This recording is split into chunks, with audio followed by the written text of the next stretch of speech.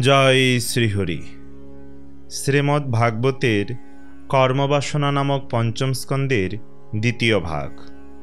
হরি ওম তৎসৎ। শ্রীল সুখদেব গোস্বামী বললেন, হে রাজন, তারপর সিন্ধু সৌবীরের রাজা রহুগণ যখন কপিলাশ্রমে যাচ্ছিলেন, তখন তার প্রধান শিবিকাবাহক ইক্ষুমতি নদীর তীরে উপস্থিত হয়ে আরেকজন শিবিকাবাহকের অন্বেষণ করতে করতে দৈবক্রমে জড়ভরতকে সেখানে পেয়েছিল। সে জড়ভরতকে যুবক, বলিষ্ঠ, দৃঢ় অঙ্গ সমন্বিত দেখে তাকে গরু এবং গাধার মতো ভার বহনের সমর্থ বলে বিবেচনা করেছিল। মহাত্মা জড়ভরত যদিও এই প্রকার কার্যের উপযুক্ত ছিলেন না, তবু তারা কোনো রকম দ্বিধা না করে তাকে বলপূর্বক শিবিকা বহনের কার্যে নিযুক্ত করেছিল। জড়ভরত তার অহিংস মনোভাবের জন্য শিবিকা ঠিকভাবে বহন করছিলেন না। তিনি তার সম্মুখে এক গজ পরিমিত স্থান নিরীক্ষণ করে তারপর পদবিক্ষেপ করছিলেন, যাতে তার পায়ের চাপে কোনো পিপীলিকার মৃত্যু না হয়। কিন্তু তার ফলে অন্য বাহকদের সঙ্গে তার পা না মেলায় শিবিকা আন্দোলিত হচ্ছিল, এবং রাজা রহুগণ তখন বাহকদের জিজ্ঞাসা করেছিলেন, তোমরা কেন অসমানভাবে শিবিকা বহন করছো? ভালোভাবে তা বহন করো। শিবিকা বাহকেরা রাজার তিরস্কার বাক্য শ্রবণ করে দণ্ড হয়ে ভীত হয়ে রাজার কাছে নিবেদন করেছিল, হে রাজন, আমরা আমাদের কার্য সম্পাদনে মোটেই অবহেলা করছি না। আপনার আজ্ঞা অনুসারে আমরা সুষ্ঠুভাবেই শিবিকা বহন করছি। কিন্তু সম্প্রতি যে ব্যক্তি নিযুক্ত হয়েছে সে দ্রুত চালাতে পারছে না বলে আমরা তার সঙ্গে শিবিকা বহন করতে পারছি না। দণ্ড ভয়ে ভীত বাহকদের কথা শুনে রাজা রহুগণ বুঝতে পারলেন যে কেবল একজনের দোষের ফলে শিবিকা যথাযথভাবে বাহিত হচ্ছে না। সে কথা খুব ভালোভাবে বুঝতে পেরে এবং তাদের আবেদন শুনে তার ঈষৎ ক্রোধের উদ্রেক হয়েছিল। যদিও তিনি ছিলেন রাজনীতিশাস্ত্রে পারদর্শী এবং অত্যন্ত অভিজ্ঞ, তবু তার রাজস্বভাববশত তার চিত্তে ক্রোধের উদয় হয়েছিল। প্রকৃতপক্ষে রাজা রহুগণের চিত্ত রজগুণের দ্বারা আচ্ছাদিত ছিল, তাই তিনি বর্ষাচ্ছাদিত অগ্নির মতো প্রচ্ছন্ন ব্রহ্মতেজ সম্পন্ন জড়ভরতকে বললেন, আহা, কি কষ্ট! ওহে ভাই, তুমি নিশ্চয়ই একাকী অনেকক্ষণ ধরে অনেক পথ এই শিবিকা বহন করে অত্যন্ত ক্লান্ত হয়েছ, আর তাছাড়া তোমার বার্ধক্যবশত তুমি অত্যন্ত পরিশ্রান্ত হয়েছ।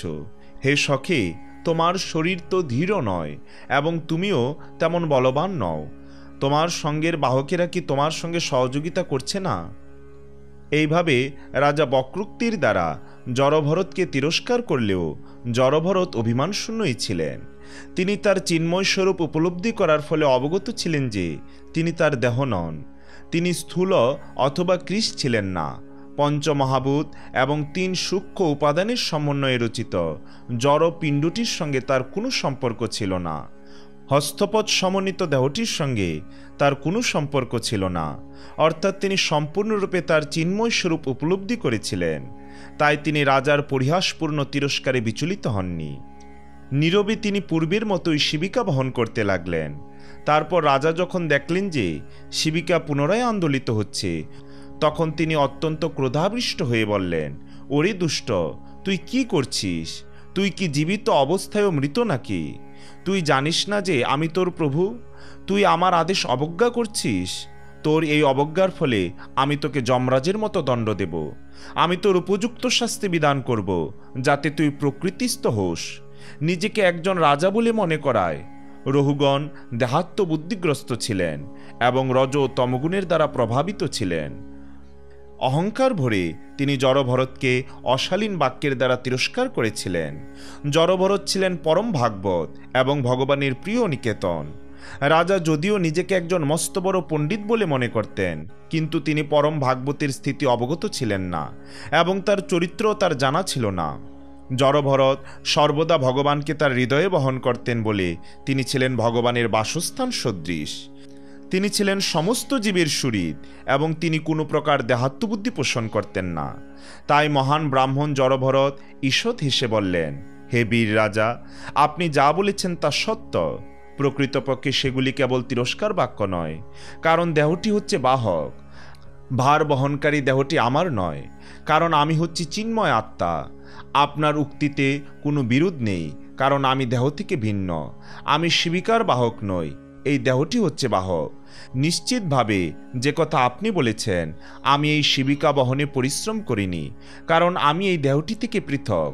আপনি বলেছেন যে আমি হৃষ্টপুষ্ট নই।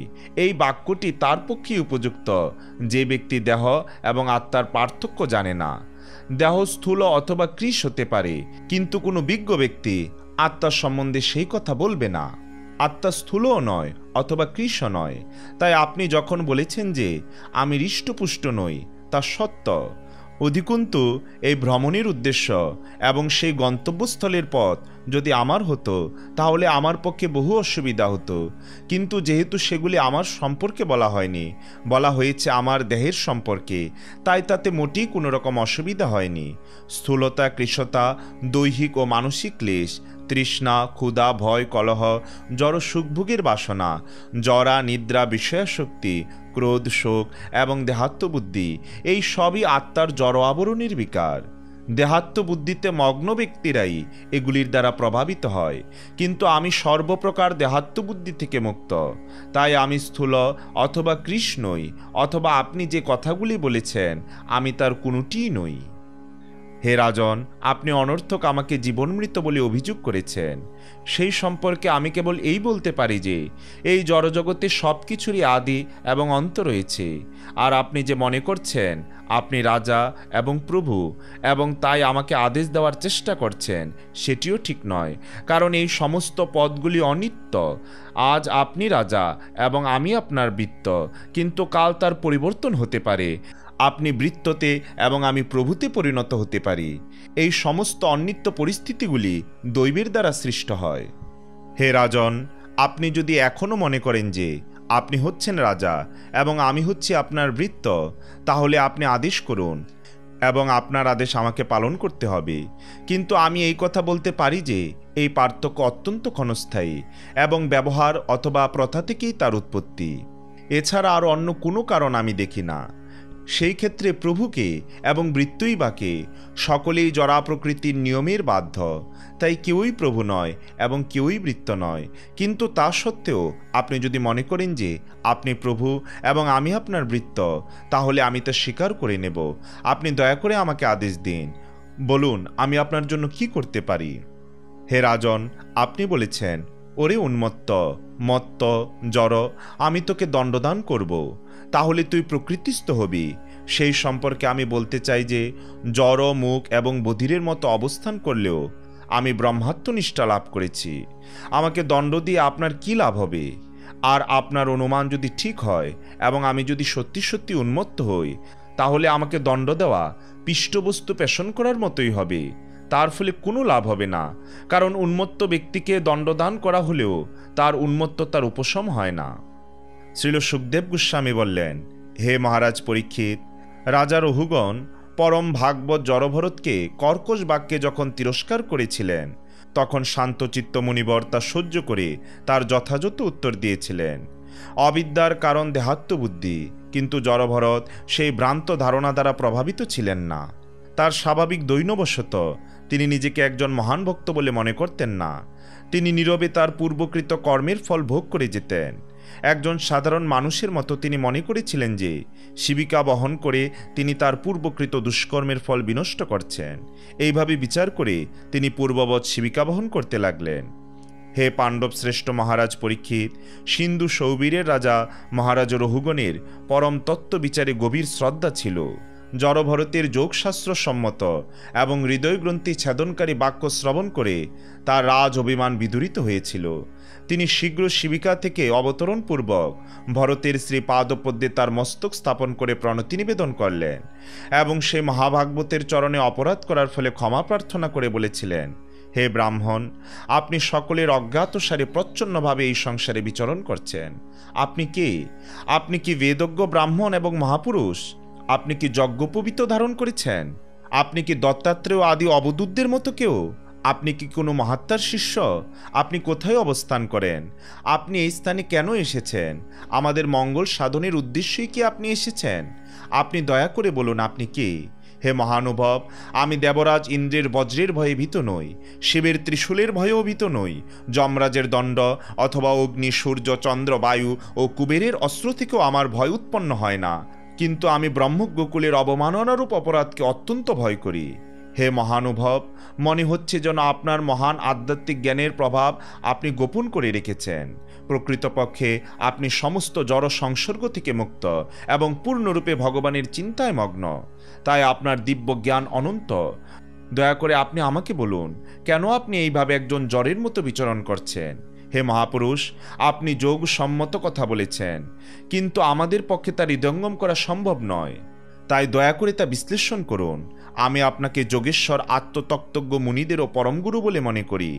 মানব সমাজের কল্যাণের জন্য আপনি অবতীর্ণ হয়েছেন।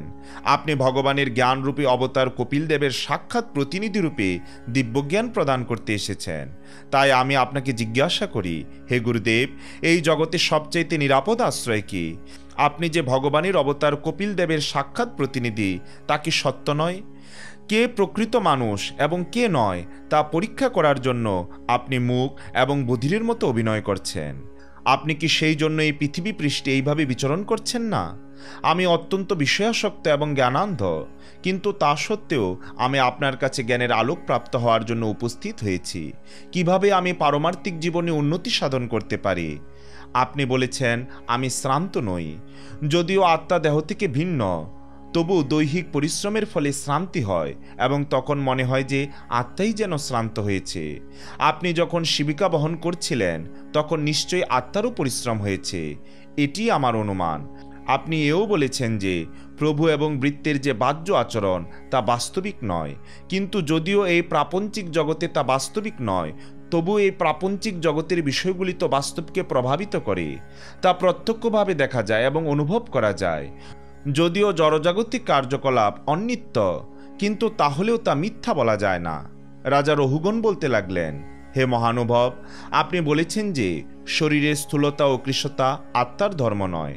তা ঠিক নয়, কারণ সুখ এবং দুঃখের অনুভূতি আত্মারই হয়ে থাকে। পাত্রস্থিত দুধ এবং চাল আগুনের তাপে আপনা থেকেই উত্তপ্ত হয় এবং তার ফলে চালের অন্তর্ভাগ সিদ্ধ হয়। তেমনি দেহের দুঃখ এবং সুখ ইন্দ্রিয়, মন এবং আত্মাকে প্রভাবিত করে। আত্মা এই অবস্থা থেকে অনাসক্ত থাকতে পারে না।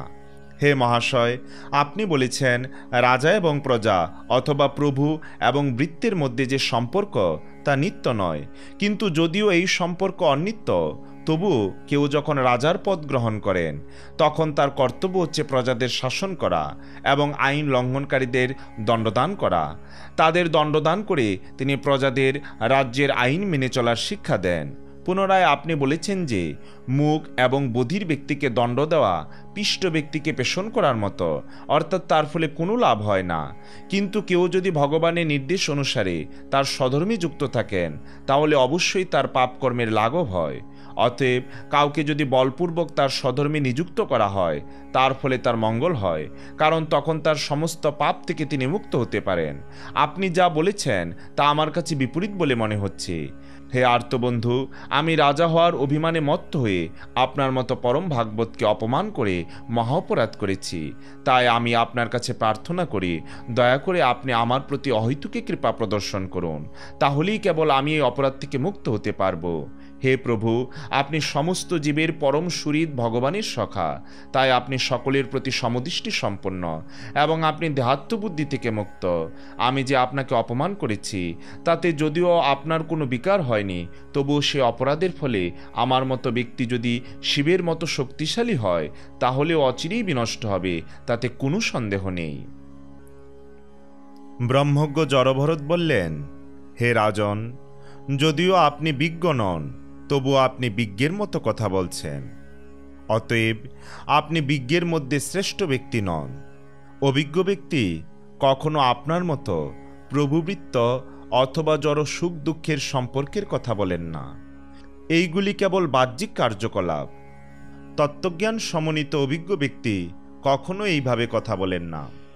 হে রাজন, প্রভু, বৃত্ত, রাজা, প্রজা ইত্যাদির প্রসঙ্গে যে কথা তা কেবল জড়জাগতিক বিষয়ের কথা। যারা বেদবিহিত জড় কার্যকলাপে আগ্রহী তারা কেবল যজ্ঞানুষ্ঠান করে এবং জড়জাগতিক বিষয়ের প্রতি শ্রদ্ধালু থেকে সন্তুষ্ট থাকে। এই প্রকার ব্যক্তিদের অবশ্যই আধ্যাত্মিক উন্নতি হয় না। স্বপ্নদৃষ্ট ভোগ্যবস্তুর মিথ্যাত্ব অথবা নিরর্থকতা যেমন আপনা থেকেই অনুভূত হয়, তেমনি এই পৃথিবীতে অথবা স্বর্গলোকে এই জীবনের বা পরবর্তী জীবনের যে সুখ তা অবশেষে তুচ্ছ বলে উপলব্ধি করা যায়। কেউ যখন তা হৃদয়ঙ্গম করতে পারে তখন বেদ তত্ত্বজ্ঞানের এক অপূর্ব উৎস হওয়া সত্ত্বেও যথেষ্ট নয় বলে মনে হয়। জীবের মন যতক্ষণ জড়া প্রকৃতির 3 গুণের দ্বারা কুলুষিত থাকে ততক্ষণ তার মন ঠিক একটি মত্ত অস্থির মতো স্বতন্ত্র হয়ে জ্ঞানেন্দ্রিয় ও কর্মেন্দ্রিয়ের দ্বারা পাপ এবং পুণ্যকর্মের ক্ষেত্র বিস্তার করে। তার ফলে জীব তার কর্মের ফলস্বরূপ সুখ এবং দুঃখ ভোগ করার জন্য জড়জগতের বন্ধনে আবদ্ধ থাকে। মন যতক্ষণ পাপ এবং পুণ্যকর্মের বাসনায় মগ্ন থাকে ততক্ষণ তা স্বাভাবিকভাবেই কাম ক্রোধ আদির দ্বারা বিকারগ্রস্ত হয়। এইভাবে তা ইন্দ্রিয় সুখ ভোগের প্রতি আকৃষ্ট হয়, অর্থাৎ মন সত্য রজ এবং তমগুণের দ্বারা পরিচালিত হয়। একাদশ ইন্দ্রিয় এবং পঞ্চমহাভূত এই ষোড়শ উপাদানের মধ্যে মন হচ্ছে প্রধান। তাই মনেরই জন্য দেব নর পশু তির্যক আদি বিভিন্ন প্রকার শরীর লাভ হয়। উৎকৃষ্ট অথবা নিকৃষ্ট স্তরে মনের স্থিতি অনুসারে জীবের জড়দেহ লাভ হয়। মায়ারচিত মন জীবকে আচ্ছন্ন করে বিভিন্ন যোনিতে ভ্রমণ করায়, তাকে বলা হয় সংসার চক্র। এই মনের কারণে জীব জড়জগতের দুঃখ এবং সুখ ভোগ করে। জীবকে এইভাবে মোহাচ্ছন্ন করে মন পাপ এবং পুণ্যকর্মের ফলসমূহ সৃষ্টি করে এবং তার ফলে আত্মা জড়জগতের বন্ধনে আবদ্ধ হয়। মন জীবকে এই সংসারে বিভিন্ন যোনিতে ভ্রমণ করায়। পণ্ডিতেরা বলেন যে দেহের আকৃতি বন্ধন এবং মুক্তির কারণ হচ্ছে মন। মন বিষয়ভোগে আসক্ত হওয়ার ফলে জীব সংসার চক্রে আবদ্ধ হয় এবং দুঃখ দুর্দশা ভোগ করে। কিন্তু মন যখন জড় সুখভোগের প্রতি অনাসক্ত হয় তখন তা তার মুক্তির কারণ হয়। দ্বীপের পোলতে যখন ঠিকমতো জ্বলে না তখন তা থেকে কালো ধোঁয়া বেরোয়, কিন্তু তা যখন ঘৃতপূর্ণ হয়ে যথাযথভাবে জ্বলতে থাকে তখন তা থেকে উজ্জ্বল শুভ্র দীপ্তি প্রকাশিত হয়। তেমনি মন যখন ইন্দ্রিয় সুখভোগের প্রতি আসক্ত থাকে তখন তা দুঃখ দুর্দশার কারণ হয়, এবং মন যখন বিষয় বাসনা থেকে মুক্ত হয় তখন ভগবত ভাবনার দীপ্তি প্রকাশ পায়। পঞ্চ কর্মেন্দ্রিয়, পঞ্চ জ্ঞানেন্দ্রিয় এবং অহংকার এগুলি মনের একাদশ বৃত্তি। হে বীর, শব্দ স্পর্শ আদি পঞ্চ তন্মাত্র জ্ঞানেন্দ্রিয়ের বিষয়, মলত্যাগ আদি পঞ্চ ব্যাপার কর্মেন্দ্রিয়ের বিষয় এবং দেহ গৃহ সমাজ ইত্যাদিতে আত্মবুদ্ধি অভিমানের বিষয়। পণ্ডিতেরা এগুলিকে মনের কর্মক্ষেত্র বলে থাকেন। শব্দ স্পর্শ রূপ রস এবং গন্ধ এগুলি পঞ্চ জ্ঞানেন্দ্রিয়ের বিষয়। প্রজল্প শিল্প গতি মলত্যাগ এবং স্ত্রী সম্ভোগ এগুলি পঞ্চ কর্মেন্দ্রিয়ের বিষয়। এছাড়া এটি আমার দেহ, এটি আমার সমাজ, এটি আমার পরিবার, এটি আমার দেশ ইত্যাদি যে ধারণা, মনের এই একাদশতম বৃত্তিটিকে বলা হয় অহংকার। কোনো কোনো দার্শনিকের মতে এটি দ্বাদশতম বৃত্তি এবং তার কার্যক্ষেত্র হচ্ছে এই শরীর। দ্রব্য স্বভাব সংস্কার অদৃষ্ট এবং কাল এগুলি নিমিত্ত কারণ। এই সমস্ত নিমিত্ত কারণের দ্বারা ক্ষুবিত হয়ে এই একাদশ প্রকার চিত্তবিকার প্রথমে শত প্রকার, তারপর সহস্র প্রকার এবং তারপর কোটি প্রকার হয়ে থাকে। কিন্তু এই সমস্ত বিকার আপনা থেকেই পরস্পর সমন্বয়ের ফলে হয় না, প্রক্ষান্তরে তা হয় ভগবানের নির্দেশনায়।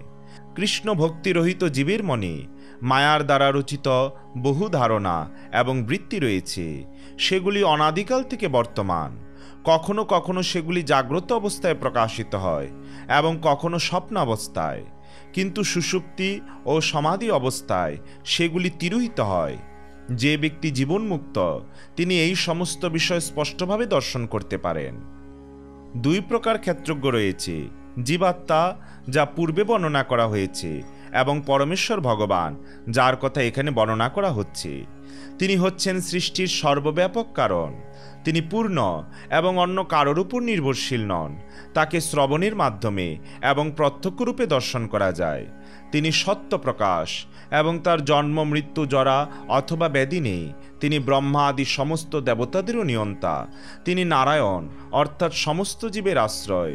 তিনি সরৈশ্বর্যপূর্ণ ভগবান এবং তিনি সর্বভূতের আবাস বাসুদেব। তিনি তার স্বীয় শক্তির দ্বারা সমস্ত জীবের হৃদয়ে বর্তমান। বায়ু যেভাবে প্রাণরূপে স্থাবর জঙ্গম আদি সর্বভূতের অভ্যন্তরে প্রবিষ্ট হয়ে তাদের নিয়ন্ত্রণ করে, তেমনি তিনি বিশ্ব প্রপঞ্চে প্রবিষ্ট হয়ে তার উপর আধিপত্য করেন।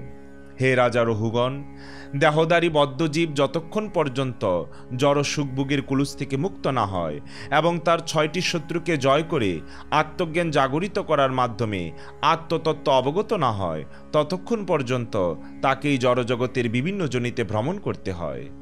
আত্মার উপাধি মন হচ্ছে সমস্ত জড়জাগতিক দুঃখ দুর্দশার কারণ। বদ্ধজীব যতক্ষণ পর্যন্ত এই তথ্য না জানে, ততক্ষণ পর্যন্ত তাকে জড় দেহজনিত দুঃখ কষ্ট ভোগ করতে করতে এই জগতে ভ্রমণ করতে হয়। মন যেহেতু রোগ শোক মোহ আসক্তি লোভ শত্রুতা ইত্যাদির দ্বারা প্রভাবিত, তাই সে এই জড়জগতের বন্ধনের দ্বারা আবদ্ধ হয়ে মমতা উৎপাদন করে। এই অসংযত মন জীবের পরম শত্রু। তাকে উপেক্ষা করলে অথবা সুযোগ দিলে তা প্রবল থেকে প্রবলতর হয়ে দুর্দমনীয় হয়ে ওঠে। যদিও তা বাস্তব নয়, তবুও তা অত্যন্ত বলবান। তা জীবের স্বরূপ আচ্ছাদিত করে রাখে। হে রাজন, দয়া করে শ্রী গুরুদেব এবং পরমেশ্বর ভগবানের শ্রী পাদপদ্মের সেবারূপ অস্ত্রের দ্বারা এই মনকে জয় করার চেষ্টা করুন। অত্যন্ত সাবধানতার সঙ্গে এই কর্তব্য সম্পাদন করুন। মহারাজ রহুগণ বললেন, হে অবধূত, আপনি ভগবান থেকে অভিন্ন। আপনার স্বরূপের প্রভাবে সমস্ত শাস্ত্রবিরোধ দূর হয়েছে। আপনি ব্রহ্মবন্ধুর বেশে আপনার দিব্য আনন্দময় স্বরূপ গোপন করে রেখেছেন। আমি আপনাকে আমার সশ্রদ্ধ প্রণতি নিবেদন করি। হে ব্রাহ্মণ শ্রেষ্ঠ, আমার দেহ কুৎসিত বস্তুতে পূর্ণ এবং গর্বরূপ সর্প আমার বিবেককে ধ্বংসন করেছে। জড় ভাবনার প্রভাবে আমি রোগাক্রান্ত। আপনার অমৃতময় উপদেশ এই প্রকার ব্যাধির উপযুক্ত ঔষধ এবং তা সূর্যের তাপে পীড়িত ব্যক্তির কাছে সুশীতল জলের মতো। যে বিষয়ে আমার সংশয় রয়েছে সেই বিষয়ে আমি আপনাকে পরে জিজ্ঞাসা করব, কিন্তু এখন আত্মতত্ত্ব সম্বন্ধে যে উপদেশ আপনি দিয়েছেন তা আমার কাছে অত্যন্ত দুর্বোধ্য বলে মনে হচ্ছে। দয়া করে আপনি সরলভাবে তার পুনরাবৃত্তি করুন, যাতে আমি তা হৃদয়ঙ্গম করতে পারি। আমার মন তা সরলভাবে হৃদয়ঙ্গম করার জন্য অত্যন্ত উৎসুক হয়েছে। হে যোগেশ্বর, আপনি বলেছেন যে দেহের গমনাদির ফলে যে শ্রান্তি হয় তা প্রত্যক্ষ অনুভূতির দ্বারা অবগত হওয়া যায়, কিন্তু প্রকৃতপক্ষে শ্রান্তি নেই, তার অস্তিত্ব কেবল ব্যবহারমূলক। এই প্রকার প্রশ্ন এবং উত্তরের দ্বারা পরম তত্ত্ব নির্ণয় করা যায় না। আপনার এই বাক্যে আমার মন কিছুটা বিচলিত হয়েছে। ব্রহ্মজ্ঞ জড়ভরত বললেন, জড় বস্তুর সমন্বয়ের ফলে নানা প্রকার পার্থিব বিকার সাধিত হয় এবং রূপের উদ্ভব হয়। কোনো কারণে তারা ভূপৃষ্ঠে বিচরণ করে এবং শিবিকা বাহক ইত্যাদি নামে পরিচিত হয়, আর যা চলাফেরা করে না তাই পাষাণ ইত্যাদি নামে খ্যাত হয়। সেই সমস্ত সচল পার্থিব বিকৃতির চরণদ্বয়ের উপরিভাগে ক্রমশ জঙ্গা জানু উরু কুমর বক্ষস্থল গলদেশ ও স্কন্দ এই সমস্ত রয়েছে। আবার স্কন্দের উপরে দারুময়ী শিবিকা এবং শিবিকার মধ্যে রয়েছে তথাকথিত সৌবীরের রাজা। সেই রাজার শরীরও আরেক প্রকার পার্থিব বিকার। সেই বিকারময় দেহেই আপনি অবস্থিত এবং ভ্রান্তভাবে নিজেকে সৌবীর দেশের রাজা বলে মনে করে মদান্ধ হয়েছেন।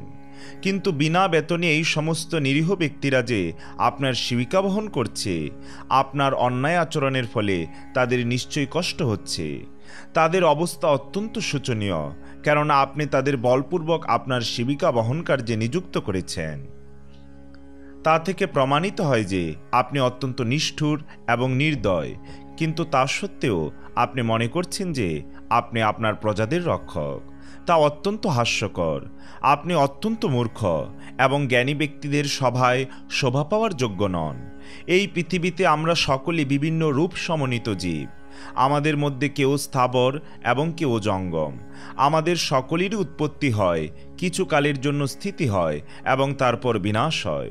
তখন এই শরীর পুনরায় মাটিতে মিশে যায়, আমরা কেবল মাটির রূপান্তর, বিভিন্ন শরীর এবং কার্যকলাপের ক্ষমতা কেবল মাটিরই রূপান্তর এবং নামে মাত্র ভিন্ন, কারণ সব কিছুরই মাটি থেকে উৎপত্তি হয় এবং বিনাশের পর পুনরায় মাটিতেই মিশে যায়।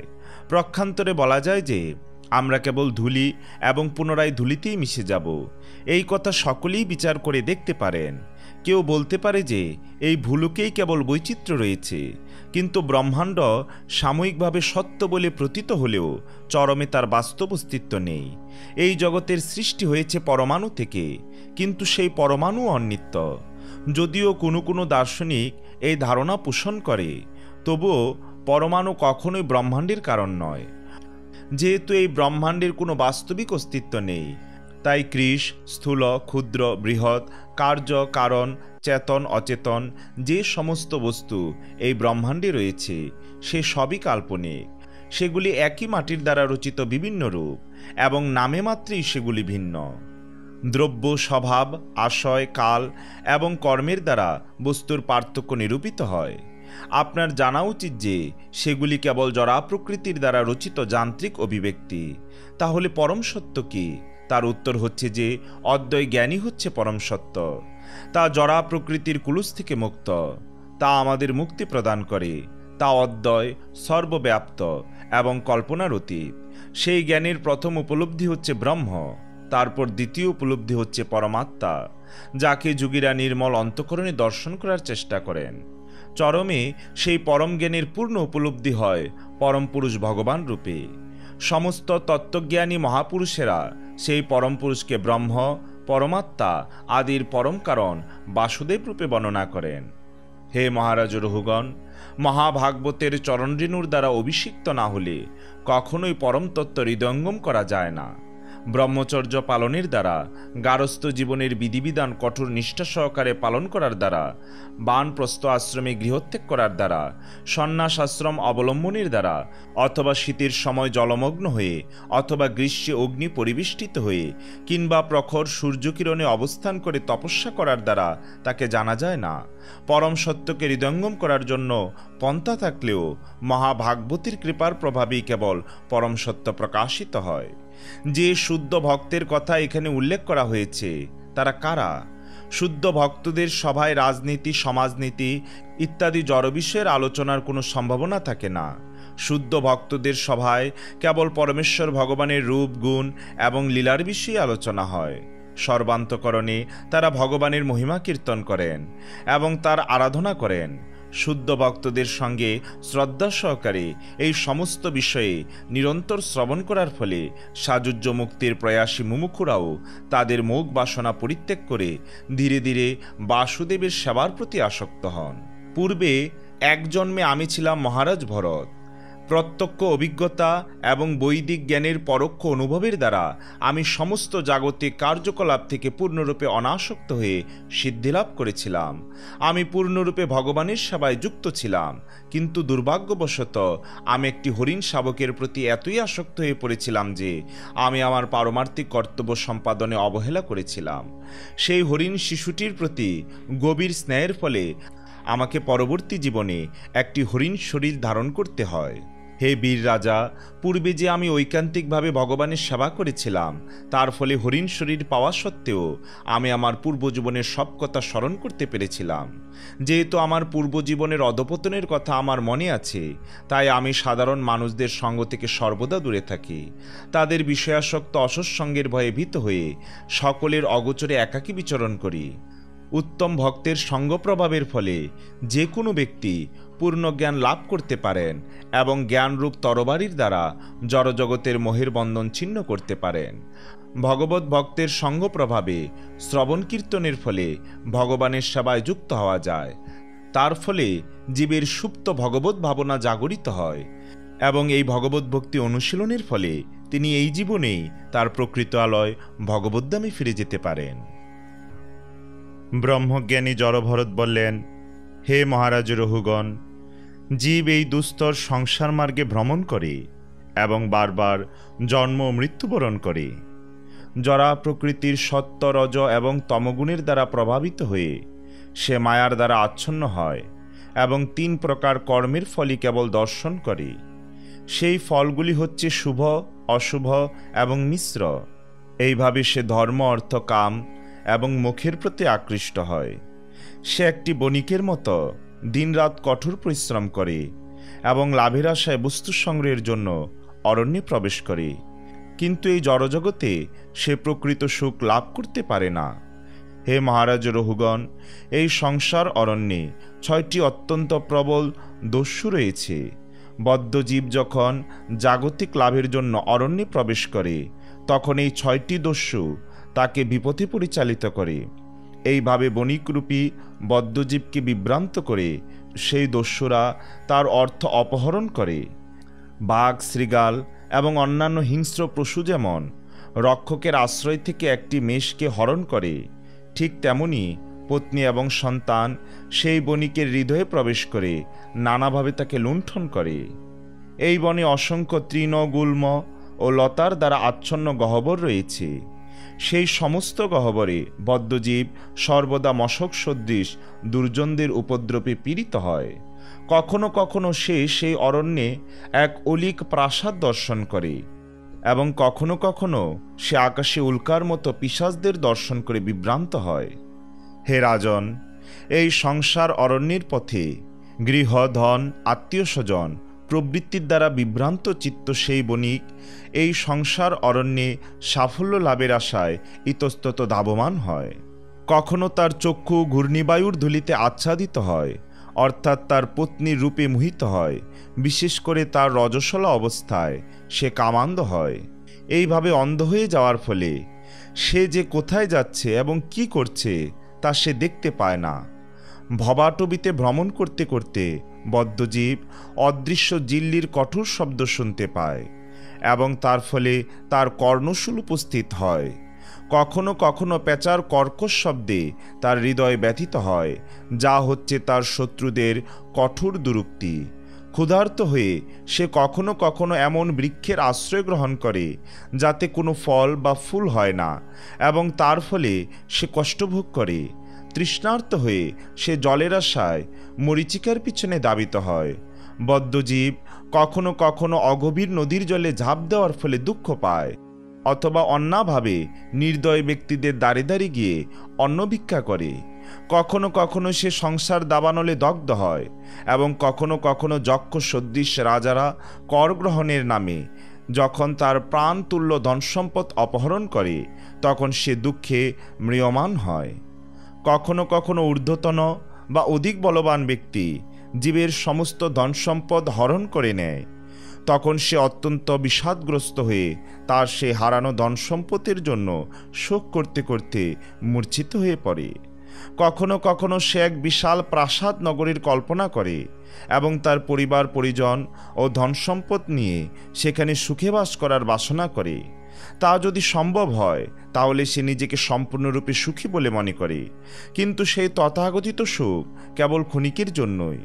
কখনো কখনো সেই বণিক পাহাড় পর্বতে আরোহণ করতে চায়, কিন্তু উপযুক্ত পাদুকার অভাবে তার পা কাটা ও কাকরে বিদ্ধ হয়, তখন সে অত্যন্ত ব্যথিত হয়।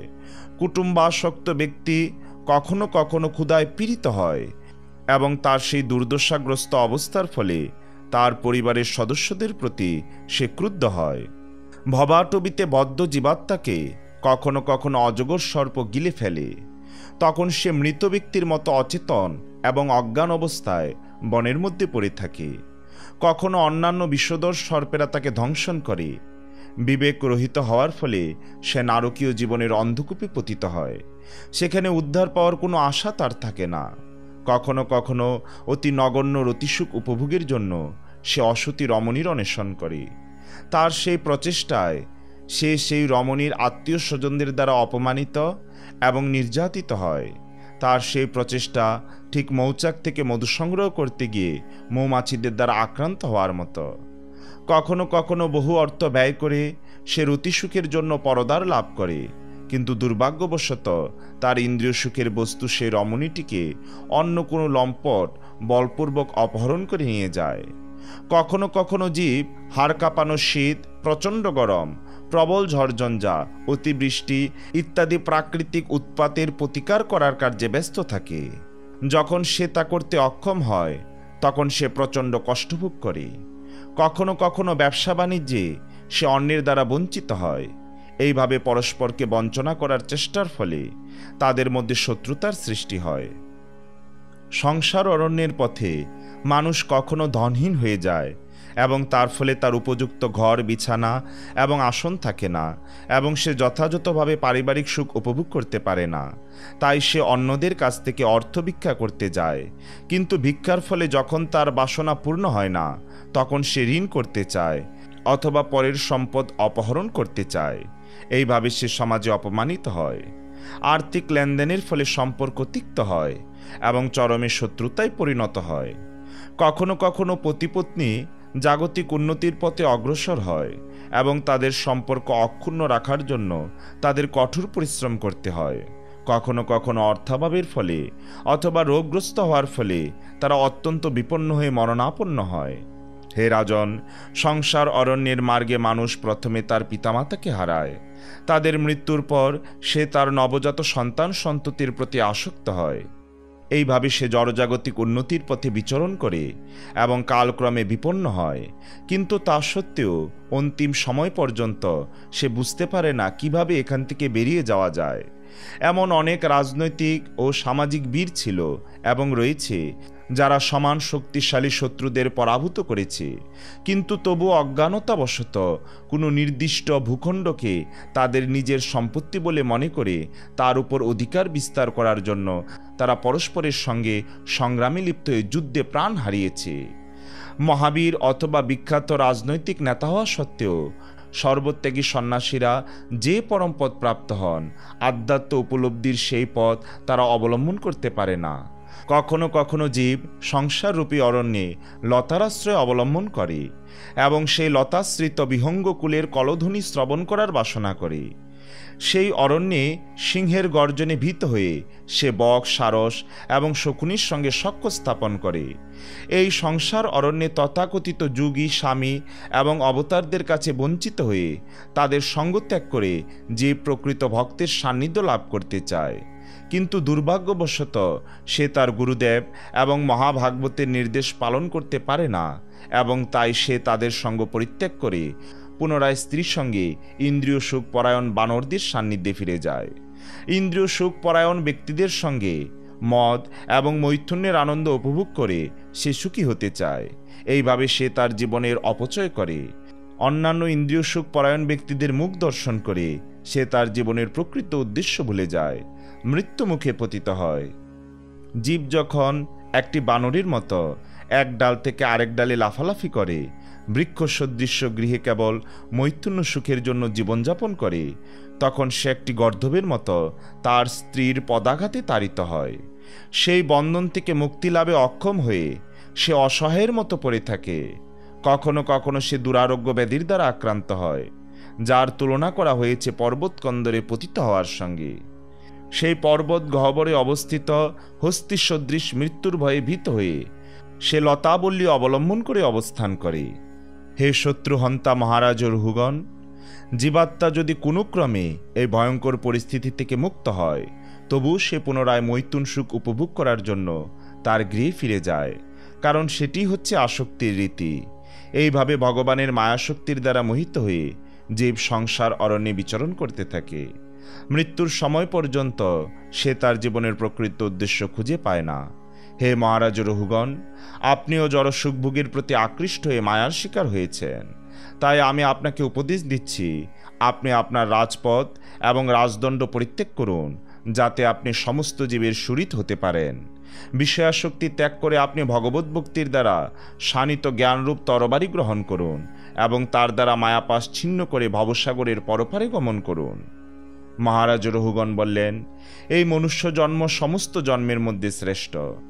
স্বর্গলোকে দেব জন্ম এই পৃথিবীতে মনুষ্য জন্মের মতো উৎকৃষ্ট নয়। অতএব দেবত্ব লাভের কি প্রয়োজন?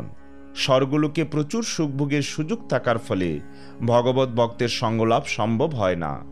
আপনার শ্রীপাদপদ্মের ধূলির দ্বারা আচ্ছাদিত হওয়ার ফলে জীব যে অধ্যক্ষজ ভগবানের প্রতি ব্রহ্মারও দুর্লভ শুদ্ধ ভক্তি লাভ করেন, তা মোটেই আশ্চর্যজনক নয়। মুহূর্ত মাত্র আপনার সঙ্গ করার ফলে আমি এখন সমস্ত কুতর্ক অহংকার এবং অবিবেক থেকে মুক্ত হয়েছি, যা জড়জগতের বন্ধনের মূল কারণ। আমি এখন এই সমস্ত সমস্যা থেকে মুক্ত হয়েছি। আমি সেই মহাপুরুষদের সশ্রদ্ধ প্রণতি নিবেদন করি, যারা এই ধরাতলে শিশু, বালক, অবধূত অথবা মহান ব্রাহ্মণ রূপে বিচরণ করেন। যদিও তারা বিভিন্ন বেশে তাদের পরিচয় গোপন রাখেন, তবুও আমি তাদের প্রতি আমার সশ্রদ্ধ প্রণতি নিবেদন করি। তাদের কৃপায় অপরাধী রাজন্যবর্গের মঙ্গল হোক। শ্রীল সুখদেব গোস্বামী বললেন, হে উত্তরাতনয় মহারাজ পরীক্ষিত, মহারাজ রঘুগণ জড়ভরতকে দিয়ে তার শিবিকা বহন করিয়ে অপমান করিয়েছিলেন বলে জড়ভরতের মনে কিঞ্চিত অসন্তোষের তরঙ্গ উত্থিত হয়েছিল, কিন্তু জড়ভরত তা উপেক্ষা করেছিলেন এবং তার হৃদয় পুনরায় সমুদ্রের মতো প্রশান্ত হয়েছিল। মহারাজ রঘুগণ যদিও তাকে অপমান করেছিলেন, তবুও তিনি যেহেতু ছিলেন একজন পরমহংস, তাই তিনি তার প্রতি অসন্তুষ্ট হননি। বৈষ্ণব হওয়ার ফলে স্বভাবতই তিনি অত্যন্ত সদয় হৃদয় ছিলেন এবং তাই কৃপাপূর্বক তিনি তাকে আত্মজ্ঞান প্রদান করেছিলেন। তারপর মহারাজ রঘুগণ যখন তার শ্রীপাদপদ্মে কাতরভাবে ক্ষমা ভিক্ষা করেন, তখন তিনি সে অপমানের কথা সম্পূর্ণরূপে ভুলে গিয়েছিলেন। তারপর তিনি পূর্বের মতো সমগ্র পৃথিবী পর্যটন করতে শুরু করেছিলেন। মহাভাগবত জড়ভরতের কাছ থেকে উপদেশ প্রাপ্ত হওয়ার পর সৌবীর প্রতি মহারাজ রঘুগণ সর্বত্রভাবে আত্মার স্বরূপ উপলব্ধি করেছিলেন। তার ফলে তিনি সম্পূর্ণরূপে দেহাত্মবুদ্ধি থেকে মুক্ত হয়েছিলেন। হে রাজন, যিনি ভগবানের দাসের অনুদাসের শরণ গ্রহণ করেন, তিনি সত্যিই ধন্য, কারণ তিনি অনায়াসে দেহাত্মবুদ্ধি ত্যাগ করতে পারেন। মহারাজ পরীক্ষিত তখন সুখদেব গোস্বামীকে বললেন, হে প্রভু, হে মহাভাগবত, আপনি সর্বজ্ঞ। আপনি অরণ্যে বণিকের সঙ্গে তুলনা করে বদ্ধজীবের অবস্থা অত্যন্ত সুন্দরভাবে বর্ণনা করেছেন।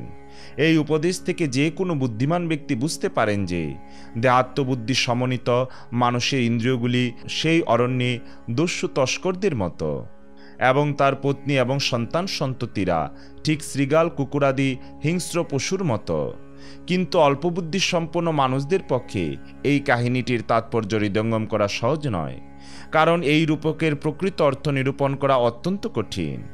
আমি তাই আপনার কাছে প্রার্থনা করছি, দয়া করে তার প্রকৃত অর্থ আপনি আমাদের কাছে ব্যক্ত করুন। মহারাজ পরীক্ষিত যখন সুখদেব গোস্বামীকে সংসার অরণ্যের প্রকৃত অর্থ সম্বন্ধে জিজ্ঞাসা করেছিলেন, তখন তার উত্তরে সুখদেব গোস্বামী বলেছিলেন, হে রাজন, বণিক সর্বদা ধন উপার্জনে আগ্রহী। কখনো কখনো সে কাঠ, মাটি আদি স্বল্পমূল্য বস্তু সংগ্রহ করার জন্য অরণ্যে প্রবেশ করে, যাতে নগরে উচ্চ মূল্যে সেগুলি বিক্রি করে অর্থ উপার্জন করতে পারে। তেমনি বদ্ধজীব জড়জাগতিক লাভের জন্য লুলুপ হয়ে এই জড়জগতে প্রবেশ করে। বেরুবার পথ না জেনে সে ক্রমশ গভীর থেকে গভীরতর প্রদেশে প্রবেশ করে। জড়জগতে প্রবিষ্ট হয়ে শুদ্ধজীব বিষ্ণু মায়ায় মোহিত হয়ে বদ্ধ হয়ে পড়ে। এইভাবে জীব দৈবী মায়ার বশীভূত হয়। সত্রন্ত হয়ে এবং অরণ্যে বিভ্রান্ত হয়ে সে ভগবানের সেবায় সর্বদা যুক্ত ভক্তের সঙ্গ লাভ করতে পারে না। দেহাত্মবুদ্ধিতে আচ্ছন্ন হওয়ার ফলে সে মায়ার বশীভূত হয়ে একের পর এক বিভিন্ন প্রকার শরীর ধারণ করে এবং সত্ত্বরজ ও তমগুণের দ্বারা প্রভাবিত হয়ে কর্মে প্রবৃত্ত হয়। এইভাবে বদ্ধজীব কখনো স্বর্গে, কখনো মর্তে এবং কখনো নরকে নিম্ন যোনিতে বিচরণ করে। এইভাবে সে বিভিন্ন শরীরে নিরন্তর দুঃখ দুর্দশা ভোগ করে। তার কর্ম কখনো শুভ, কখনো অশুভ এবং কখনো মিশ্র। বদ্ধজীব তার মনোধর্মের ফলে এই সমস্ত দৈহিক অবস্থা প্রাপ্ত হয়। সে তার মন ও পঞ্চ জ্ঞানেন্দ্রিয়ের ব্যবহার করে এবং তার ফলে সে বিভিন্ন অবস্থায় বিভিন্ন প্রকার শরীর প্রাপ্ত হয়। বহিরঙ্গা মায়াশক্তির নিয়ন্ত্রণাধীনে ইন্দ্রিয়গুলির ব্যবহার করার ফলে জীব এই জড়জগতের বিভিন্ন দুঃখ দুর্দশা ভোগ করে। প্রকৃতপক্ষে সেই দুঃখ দুর্দশা থেকে উদ্ধার পেতে চায়, কিন্তু কখনো কখনো বহু কষ্টে দুঃখ দুর্দশার উপশম হলেও সে সাধারণত ব্যর্থ হয়। এইভাবে জীবন সংগ্রামে লিপ্ত হয়ে সে ভ্রমরের মতো ভগবান শ্রীবিষ্ণুর শ্রীপাদপদ্মের প্রেমময়ী সেবায় যুক্ত শুদ্ধ ভক্তের শরণ গ্রহণ করতে পারে না। সংসার অরণ্যে অসংযত ইন্দ্রিয়গুলি ঠিক দস্যুর মতো। বদ্ধজীব ভগবত ভক্তির বিকাশের জন্য ধন উপার্জন করতে পারে, কিন্তু দুর্ভাগ্যবশত ইন্দ্রিয় সুখ ভোগের মাধ্যমে তার অসংযত ইন্দ্রিয়গুলি তার সেই ধন অপহরণ করে নেয়। ইন্দ্রিয়গুলি দস্যু সদৃশ, কারণ দর্শন, ঘ্রাণ, স্বাদ, স্পর্শ, শ্রবণ, বাসনা এবং সংকল্পের দ্বারা অনর্থক তাকে দিয়ে তার অর্থ ব্যয় করায়। এইভাবে বদ্ধজীব তার ইন্দ্রিয় সুখ উপভোগ করতে বাধ্য হয় এবং তার ফলে তার সমস্ত ধন ব্যয় হয়ে যায়। প্রকৃতপক্ষে এই ধন ধর্ম অনুষ্ঠানের জন্য উপার্জন করা হয়েছিল, কিন্তু দস্যু সদৃশ ইন্দ্রিয়গুলি সেগুলি অপহরণ করে নিয়ে যায়। হে রাজন, এই জড়জগতে স্ত্রী, পুত্র আদি কেবল নামে মাত্রই আত্মীয়, কিন্তু প্রকৃতপক্ষে তারা ব্যাঘ্র এবং শৃগালের মতো আচরণ করে। মেষপালক যথাসাধ্য তার মেষ সংরক্ষণ করার চেষ্টা করে, কিন্তু ব্যাঘ্র এবং শৃগালেরা বলপূর্বক তাদের অপহরণ করে নেয়। তেমনি কৃপণ মানুষ যদিও অত্যন্ত সাবধানতার সঙ্গে তার ধন আগলে রাখতে চায়, তবুও তার পরিবারের লোকজন তার সমস্ত ধন সম্পদ বলপূর্বক অপহরণ করে নেয়। কৃষক প্রতি বছর তার ক্ষেত কর্ষণ করে, তৃণগুল্ম উৎপাটনের দ্বারা ক্ষেত পরিষ্কার করে, কিন্তু তা সত্ত্বেও সেই সমস্ত তৃণগুল্মের বীজ দগ্ধ না হওয়ার ফলে যখন শস্যের চারা বপন করা হয় তখন তৃণগুল্মাদি আবার গজিয়ে ওঠে। লাঙল দিয়ে সেগুলি উপড়ে ফেললেও আবার সেগুলি ঘনভাবে মাথাচাড়া দিয়ে ওঠে। তেমনি গৃহস্থ আশ্রম, সকাম কর্মের ক্ষেত্র, পারিবারিক জীবন ভোগ করার বাসনা সম্পূর্ণরূপে দগ্ধ না হওয়া পর্যন্ত বারবার তা উদয় হতে থাকে। পাত্র থেকে কর্পূর সরিয়ে নিলেও যেমন সেই পাত্রে কর্পূরের গন্ধ থেকে যায়, তেমনি যতক্ষণ পর্যন্ত বাসনার বীজ নষ্ট না করা হয় ততক্ষণ পর্যন্ত সকাম কর্মের নাশ হয় না। কখনো কখনো বদ্ধজীব গৃহস্থ আশ্রমে তার ধন সম্পদের প্রতি আসক্ত হয়ে ধ্বংস, মশা, শকুনি, মুশিক সদৃশ মানুষদের দ্বারা পীড়িত হয়, কিন্তু তা সত্ত্বেও সেই সংসার মার্গেই ভ্রমণ করতে থাকে। অজ্ঞানের ফলে সে কামার্ত হয়ে সকাম কর্মে প্রবৃত্ত হয়। যেহেতু তার মন এই সমস্ত কার্যকলাপে মগ্ন থাকে, তাই এই জড়জগৎ আকাশকুসুমের মতো উলিক হলেও তার কাছে তা নিত্য বলে প্রতিভাত হয়। কখনো কখনো এই গন্ধর্বপুরে বদ্ধজীব পান, ভোজন ও স্ত্রী সঙ্গ করে। এই সমস্ত বিষয়ের প্রতি অত্যন্ত আসক্ত হয়ে সে মরুভূমিতে মৃগতৃষ্ণার মতো তাদের পিছনে ধাবিত হয়। জীব কখনো কখনো স্বর্ণ নামক পীতবর্ণের বিষ্ঠার প্রতি আকৃষ্ট হয়ে তার পিছনে ধাবিত হয়। এই স্বর্ণ জড় ঐশ্বর্য হিংসার উৎস, এবং তার ফলে জীব অবৈধ স্ত্রীসঙ্গ, দ্রুতক্রীড়া, মাংসাহার এবং আসব পানে সমর্থ হয়। যাদের মন রজগুণের দ্বারা প্রভাবিত তারা স্বর্ণের প্রতি আকৃষ্ট হয়। ঠিক যেমন অরণ্যে শীতার্ত ব্যক্তি আলেয়ার আলোকে অগ্নি বলে মনে করে তার প্রতি ধাবিত হয়। কখনো কখনো বদ্ধজীব বাসস্থান, জল, ধন প্রভৃতি জীবন ধারণের বস্তুসমূহে অভিনিবিষ্ট হয়ে এই সংসার অরণ্যে ইতস্তত দৌড়িয়ে বেড়ায়। কখনো কখনো বদ্ধজীব যেন ঘূর্ণিবায়ুর ধূলির প্রভাবে অন্ধ হয়ে প্রমদার সৌন্দর্য দর্শনে মোহিত হয় এবং এইভাবে রমণীর অঙ্কে আরোপিত হয়। তখন তার বিবেক রজগুণের প্রভাবে অভিভূত হয়ে পড়ে। এইভাবে সে কাম বাসনার দ্বারা অন্ধ হয়ে বিধিমার্গের মর্যাদা লঙ্ঘন করে। সে জানে না যে তার এই অবৈধ আচরণ বিভিন্ন দেবতারা দর্শন করছেন এবং রাতের অন্ধকারে অবৈধ স্ত্রীর সঙ্গ করলেও ভবিষ্যতে সেই জন্য তাকে দণ্ডভোগ করতে হবে। বদ্ধজীব কখনো কখনো বুঝতে পারে যে জড় সুখভোগের প্রচেষ্টা নিরর্থক এবং এই জড় জগৎ দুঃখময়, কিন্তু প্রবল দেহাত্মবুদ্ধির ফলে তার স্মৃতি নষ্ট হয়ে যায় এবং সে পুনরায় ঠিক একটি পশুর মতো সেই মরীচিকার প্রতি ধাবিত হয়। শত্রু এবং রাজকর্মচারীরা যখন প্রত্যক্ষভাবে অথবা পরোক্ষভাবে কঠোর বাক্যের দ্বারা তাকে ভর্ৎসনা করে তখন বদ্ধজীব অত্যন্ত দুঃখিত হয়। তার কাছে তা কর্ণশূল এবং হৃদয়বেদনা উৎপাদন করে। এই ভর্ৎসনা পেঁচা এবং জিল্লির শব্দের সঙ্গে তুলনা করা যেতে পারে। জীব পূর্ব জন্মার্জিত পুণ্যকর্মের ফলে এই জীবনে জড়জাগতিক সুযোগ সুবিধা লাভ করে, কিন্তু সেই পুণ্য ক্ষয় হয়ে গেলে সে জীবনমৃত ধনী ব্যক্তিদের আশ্রয় গ্রহণ করে যারা তাকে এই জীবনে অথবা পরলোকে উভয় পরিস্থিতিতেই কোনো রকম সাহায্য করতে পারে না। এই প্রকার ব্যক্তিদের তুলনা করা হয়েছে অপবিত্র বৃক্ষলতা এবং বিষাক্ত কূপের সঙ্গে। কখনো কখনো সংসার অরণ্যে দুঃখ কষ্ট নিবৃত্তি সাধনের জন্য বদ্ধজীব নাস্তিকদের সস্তা আশীর্বাদ প্রাপ্ত হয়। তাদের সঙ্গ প্রভাবে তার বুদ্ধি নষ্ট হয়। তা ঠিক অগভীর নদীতে ঝাঁপ দেওয়ার মতো। তার ফলে তার মাথা ফেটে যায়, তার তাপের উপশম হয় না এবং এইভাবে উভয় দিক দিয়েই সে দুঃখ কষ্ট ভোগ করে। বিভ্রান্ত বদ্ধজীব বেদ বিরুদ্ধ বাণীর প্রচারকারী তথাকথিত সাধু সন্ন্যাসীদের শরণাগত হয়। তার ফলে তাদের কাছ থেকে বর্তমানে অথবা ভবিষ্যতে তার কোনো লাভ হয় না। এই জড়জগতে বদ্ধজীব যখন অন্যদের শোষণ করেও নিজের ভরণ পোষণ করতে পারে না, তখন সে তার পিতা অথবা পুত্রকে শোষণ করার চেষ্টা করে এবং তাদের অতি তুচ্ছ সম্পদ অপহরণ করে নেয়। সে যদি তার পিতা পুত্র অথবা আত্মীয় স্বজনের সম্পদ আত্মসাৎ করতে না পারে, তাহলে সে তাদের নানাভাবে কষ্ট দেয়। এই জগতে গৃহস্থ জীবন ঠিক দাবানলের মতো। সেখানে সুখের লেশ মাত্র নেই এবং ক্রমশ অধিক থেকে অধিকতর দুঃখই কেবল লাভ হয়। গৃহস্থ জীবনে চিরন্তন সুখ লাভের কোনো সম্ভাবনা নেই। গৃহস্থ আশ্রমে জড়িয়ে পড়ার ফলে জীব শোকাগ্নিতে দগ্ধ হয়। কখনো কখনো সে আমি অত্যন্ত দুর্ভাগা, পূর্বজন্মে আমি কোনো পুণ্যকর্ম করিনি এই বলে নিজেকে ধিক্কার দেয়। রাজকর্মচারীরা ঠিক নরখাদক রাক্ষসদের মতো। কখনো কখনো এই সমস্ত রাজকর্মচারীরা প্রতিকূল হয়ে মানুষের সঞ্চিত ধন অপহরণ করে। তার ফলে প্রাণতুল্য প্রিয়তম ধন হারিয়ে জীব সম্পূর্ণরূপে নিরুৎসাহ হয়ে পড়ে। বস্তুত মনে হয় যেন তার মৃত্যু হয়েছে।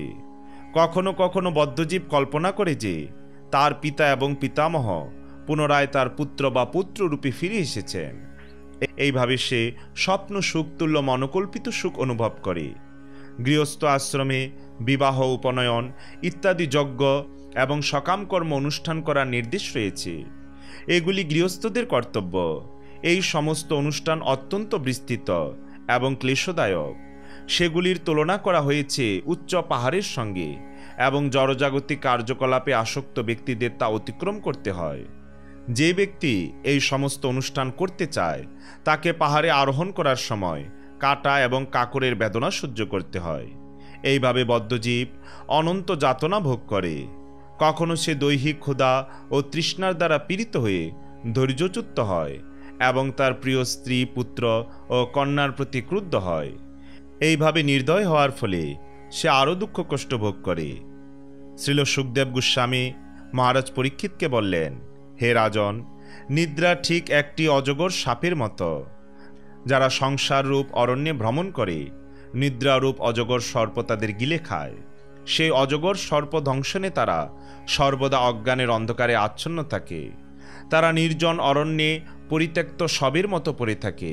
এইভাবে বদ্ধজীব বুঝতে পারে না যে তার জীবনে কি হচ্ছে।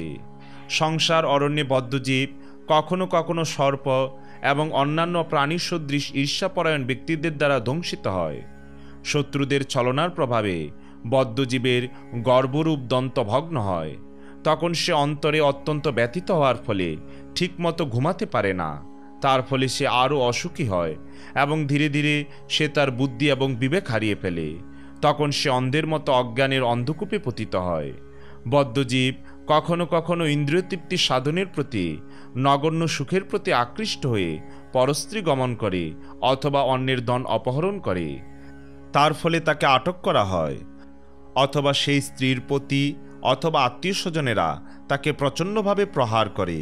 এইভাবে অতি অল্প জড়সুখের জন্য ধর্ষণ, পরস্ত্রীহরণ, চুরি ইত্যাদি অপরাধের ফলে কারারুদ্ধ হয়ে নরক যন্ত্রণা ভোগ করতে হয়।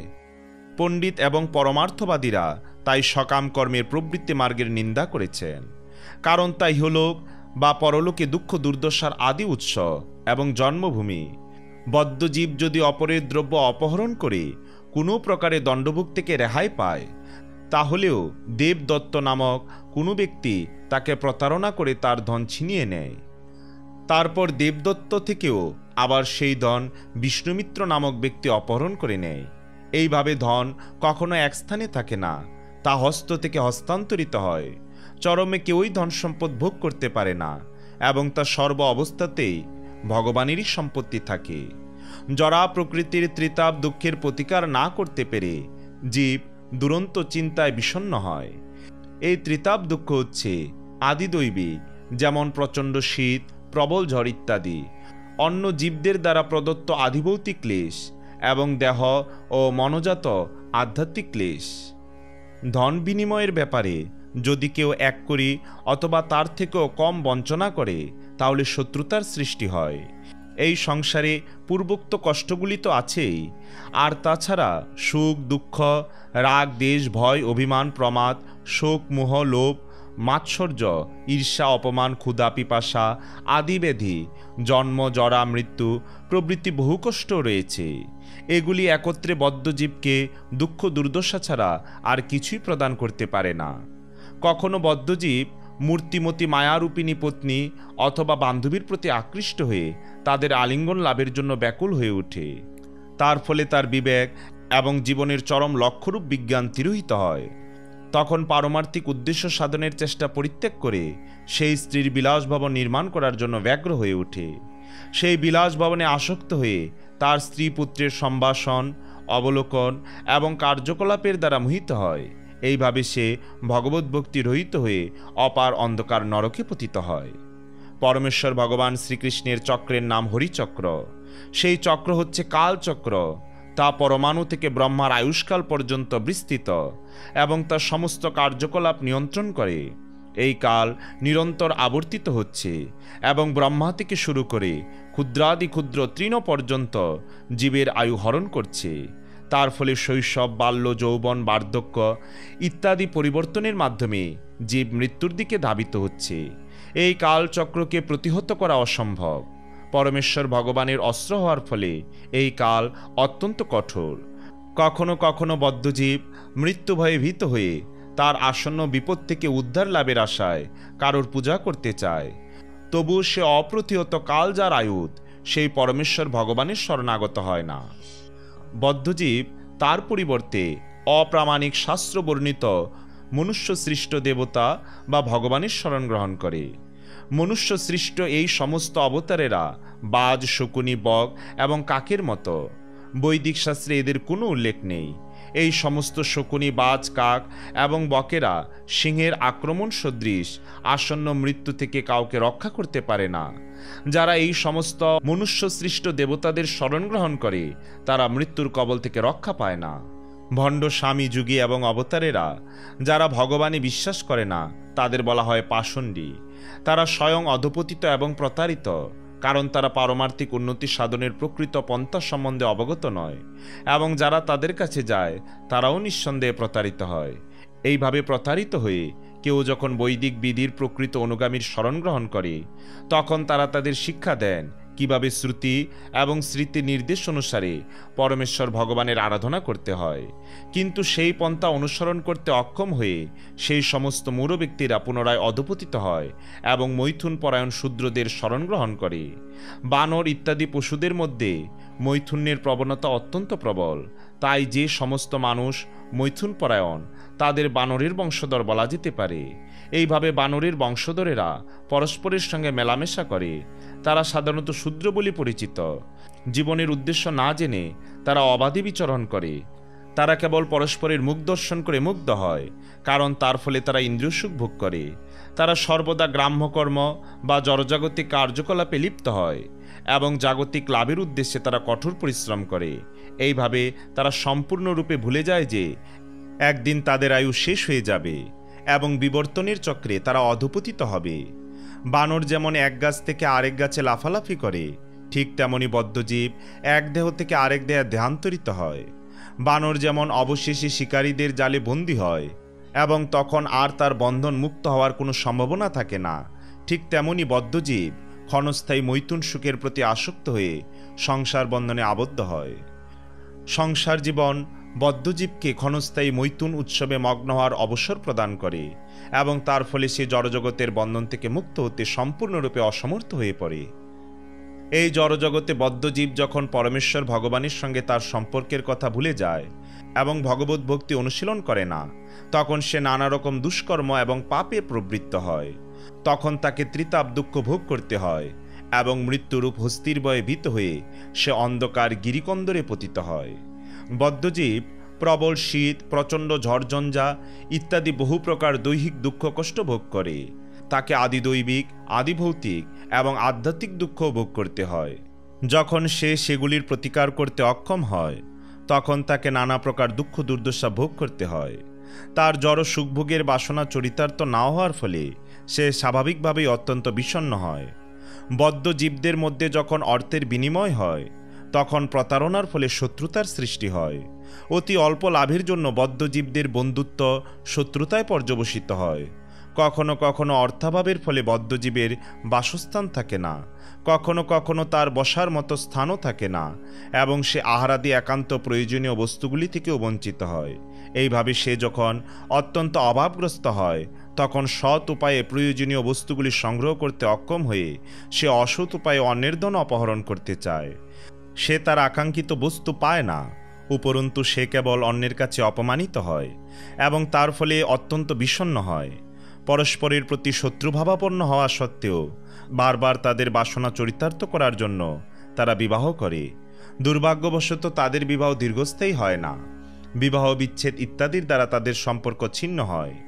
এই সংসার মার্গ বহুবিধ ক্লেশে পূর্ণ এবং বিভিন্ন দুঃখ দুর্দশা বদ্ধজীবকে সর্বদা পীড়া দেয়। কখনো কখনো তার ক্ষতি হয়, আবার কখনো কখনো তার লাভ হয়। উভয় অবস্থাতেই এই মার্গ বিপদীপূর্ণ। কখনো কখনো বদ্ধজীব মৃত্যু অথবা অন্য পরিস্থিতির দ্বারা তার পিতার থেকে বিচ্ছিন্ন হয়। পিতাকে পরিত্যাগ করে সে তার সন্তান সন্ততির প্রতি আসক্ত হয়। এইভাবে বদ্ধজীব মোহাচ্ছন্ন হয় এবং ভীত হয়। কখনো সে ভয়ে আর্তনাদ করে, কখনো সে তার পরিবারের ভরণপোষণ করে সুখী হয় এবং কখনো সে আনন্দে আত্মহারা হয়ে দান করে। এইভাবে সে এই জড়জগতের বন্ধনে আবদ্ধ হয় এবং অনাদিকাল ধরে ভগবানের সঙ্গে তার সম্পর্কের কথা ভুলে থাকে। এইভাবে সে বিপদসংকুল সংসার মার্গে বিচরণ করে এবং কখনোই সে সুখী হতে পারে না। যারা আত্মতত্ত্ববিদ তারা এই ভয়ঙ্কর সংসার সমুদ্র থেকে উত্তীর্ণ হবার জন্য পরমেশ্বর ভগবানের শরণ গ্রহণ করেন। ভগবত ভক্তির পন্থা অবলম্বন না করে কখনো সংসার বন্ধন থেকে মুক্ত হওয়া যায় না, অর্থাৎ এই জড়জগতে কেউই সুখী হতে পারে না। তাই কৃষ্ণ ভক্তির পন্থা অবলম্বন করা অত্যন্ত আবশ্যক। সমস্ত জীবের সুহৃদ মহাত্মারা শান্তচিত্ত।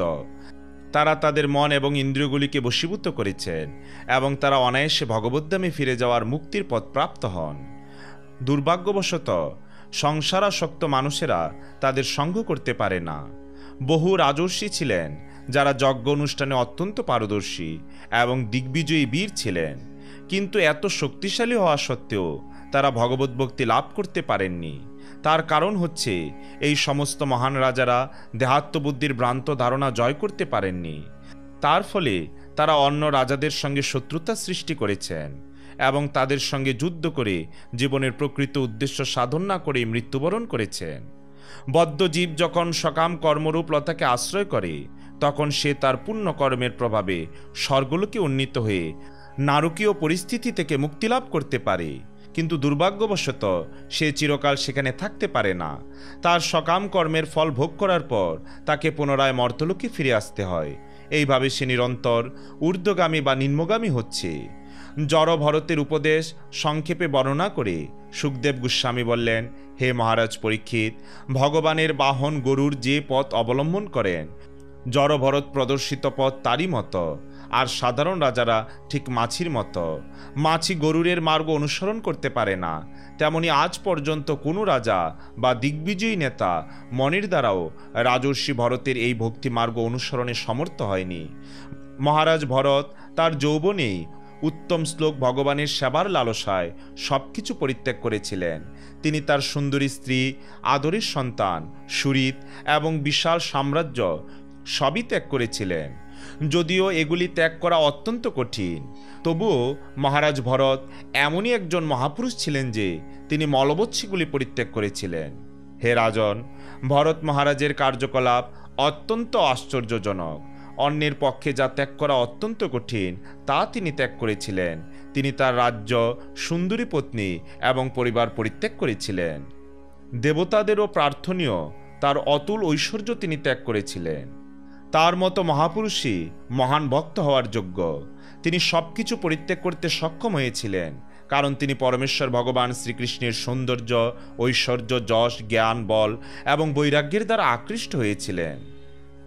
ভগবান শ্রীকৃষ্ণ এতই আকর্ষণীয় যে তার জন্য সমস্ত বাঞ্ছনীয় বস্তু ত্যাগ করা যায়। যাদের মন ভগবানের প্রেমময়ী সেবার দ্বারা আকৃষ্ট হয়েছে, তাদের কাছে মুক্তিও তুচ্ছ বলে মনে হয়। মৃগ শরীর প্রাপ্ত হওয়া সত্ত্বেও মহারাজ ভরত পরমেশ্বর ভগবানকে ভুলে যাননি। তাই মৃগ শরীর ত্যাগ করার সময় তিনি উচ্চস্বরে এই প্রার্থনাটি করেছিলেন: ভগবান সাক্ষাৎ যজ্ঞপুরুষ, তিনি কর্মসমূহের ফলদাতা, তিনি ধর্মের রক্ষক, সাক্ষাৎ অষ্টাঙ্গ যোগমূর্তি, সমস্ত জ্ঞানের উৎস, সমস্ত সৃষ্টির নিয়ন্তা এবং সমস্ত জীবের অন্তর্যামী। তিনি পরম সুন্দর। তার দিব্য প্রেমময়ী সেবায় আমি যেন নিরন্তর যুক্ত থাকতে পারি, এই আশা নিয়ে তাকে আমার সশ্রদ্ধ প্রণতি নিবেদন করে আমি এই দেহ ত্যাগ করছি। এই প্রার্থনা উচ্চারণ করে মহারাজ ভরত দেহত্যাগ করেছিলেন। শ্রবণ ও কীর্তনে আগ্রহী ভক্তেরা নিয়মিতভাবে ভরত মহারাজের বিশুদ্ধ চরিত্র আলোচনা করেন এবং তার কার্যকলাপের মহিমা কীর্তন করেন। কেউ যদি বিনীতভাবে মঙ্গলময় মহারাজ ভরতের কথা শ্রবণ এবং কীর্তন করেন, তাহলে তার পরমায়ু বৃদ্ধি হয়, ধন বৃদ্ধি হয়, যশ লাভ হয়, অনায়াসে স্বর্গলোক প্রাপ্তি হয় অথবা মোক্ষ লাভ হয়।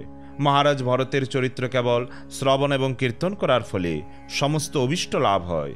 এইভাবে সমস্ত ঐহিক এবং পারমার্থিক বাসনা চরিতার্থ করা যায়।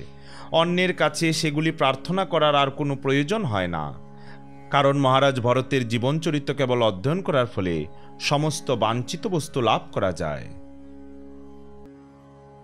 শ্রীল সুখদেব গোস্বামী বললেন, মহারাজ ভরতের পুত্র সুমতি ঋষভদেবের মার্গ অনুসরণ করেছিলেন, কিন্তু কতগুলি পাষণ্ডী তাকে স্বয়ং ভগবান বুদ্ধদেব বলে কল্পনা করেছিল।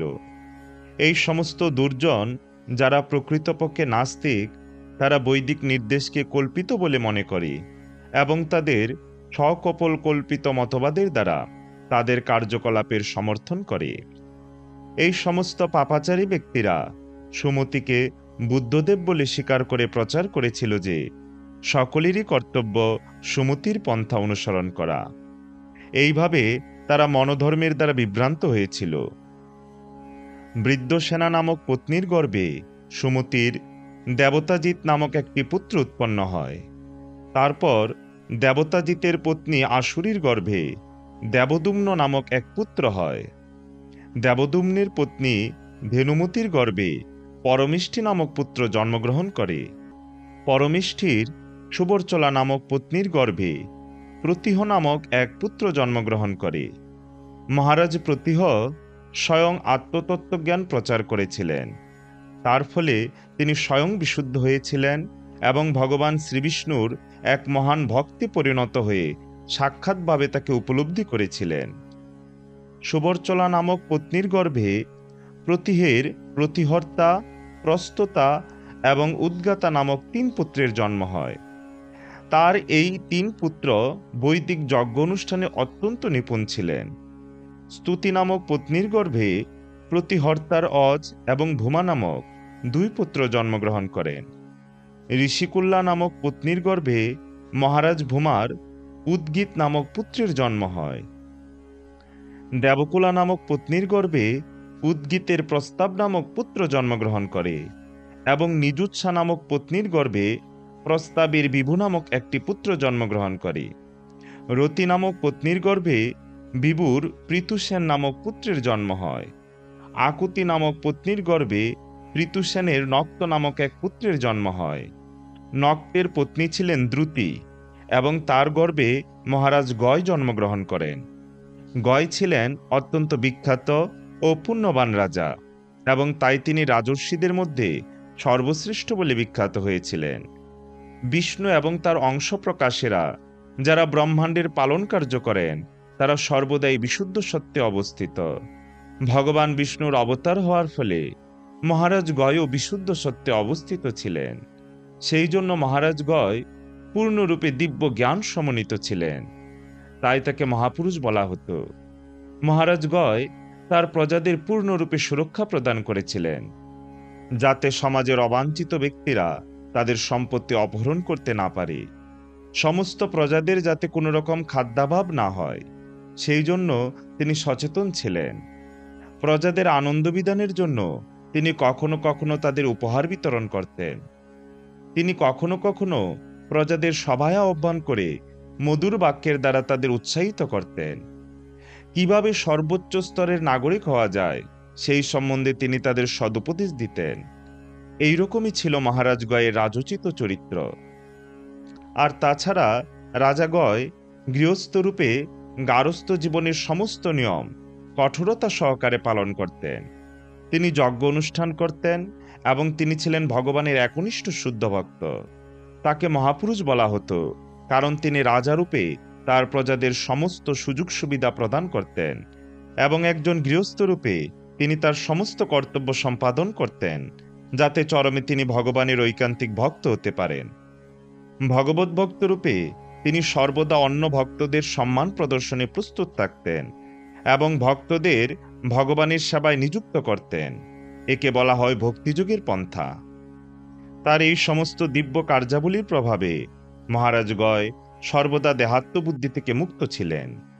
তিনি ছিলেন ব্রহ্মজ্ঞ এবং তাই সর্বদা তিনি আনন্দময় ছিলেন। তিনি কখনো জড়জাগতিক শোক অনুভব করেননি। যদিও তিনি সর্বোত্তভাবে পূর্ণ ছিলেন, তবুও তার মধ্যে কোনো রকম গর্ব ছিল না এবং তিনি রাজ্য শাসনের প্রতি আসক্ত ছিলেন না। হে মহারাজ পরীক্ষিত, পুরাণবিদ পণ্ডিতেরা মহারাজ গয়ের এই সকল মহিমা কীর্তন করেন। মহারাজ গয় সর্বপ্রকার বৈদিক কর্ম অনুষ্ঠান করতেন। তিনি ছিলেন অত্যন্ত বুদ্ধিমান এবং সমস্ত বৈদিক শাস্ত্র অধ্যয়নে পারদর্শী। তিনি ধর্মরক্ষক এবং সর্বপ্রকার ঐশ্বর্য সমন্বিত ছিলেন। তিনি ছিলেন সজ্জনদের নায়ক এবং ভক্তদের সেবক, এবং তিনি সর্বগুণী গুণান্বিত ভগবানের কলা অবতার ছিলেন। তাই মহাযজ্ঞ অনুষ্ঠানে কে তার সমকক্ষ হতে পারে? মহারাজ দক্ষের শ্রদ্ধা, মৈত্রী, দয়া প্রবৃত্তি সাধ্বী কন্যারা, যাদের আশীর্বাদ অব্যর্থ, তারা পবিত্র জল দিয়ে মহারাজ গয়ের অভিষেক করেছিলেন। পৃথিবী গাভীরূপ ধারণ করে সেখানে এসেছিলেন এবং মহারাজ গয়ের সমস্ত সদ্গুণ দর্শন করে যেন তিনি তার বৎসকে দর্শন করেছিলেন এবং তার স্তন থেকে তখন দুগ্ধ খরিত হয়েছিল। অর্থাৎ মহারাজ গয় পৃথিবী থেকে সমস্ত সম্পদ সংগ্রহ করে তার প্রজাদের বাসনা চরিতার্থ করতে সক্ষম ছিলেন, কিন্তু তার নিজের কোনো বাসনা ছিল না। যদিও মহারাজ গয়ের নিজের ইন্দ্রিয় সুখ ভোগের কোনো বাসনা ছিল না, তবুও বৈদিক শাস্ত্রবিহিত কর্ম অনুষ্ঠানের ফলে তার সমস্ত বাসনা পূর্ণ হতো।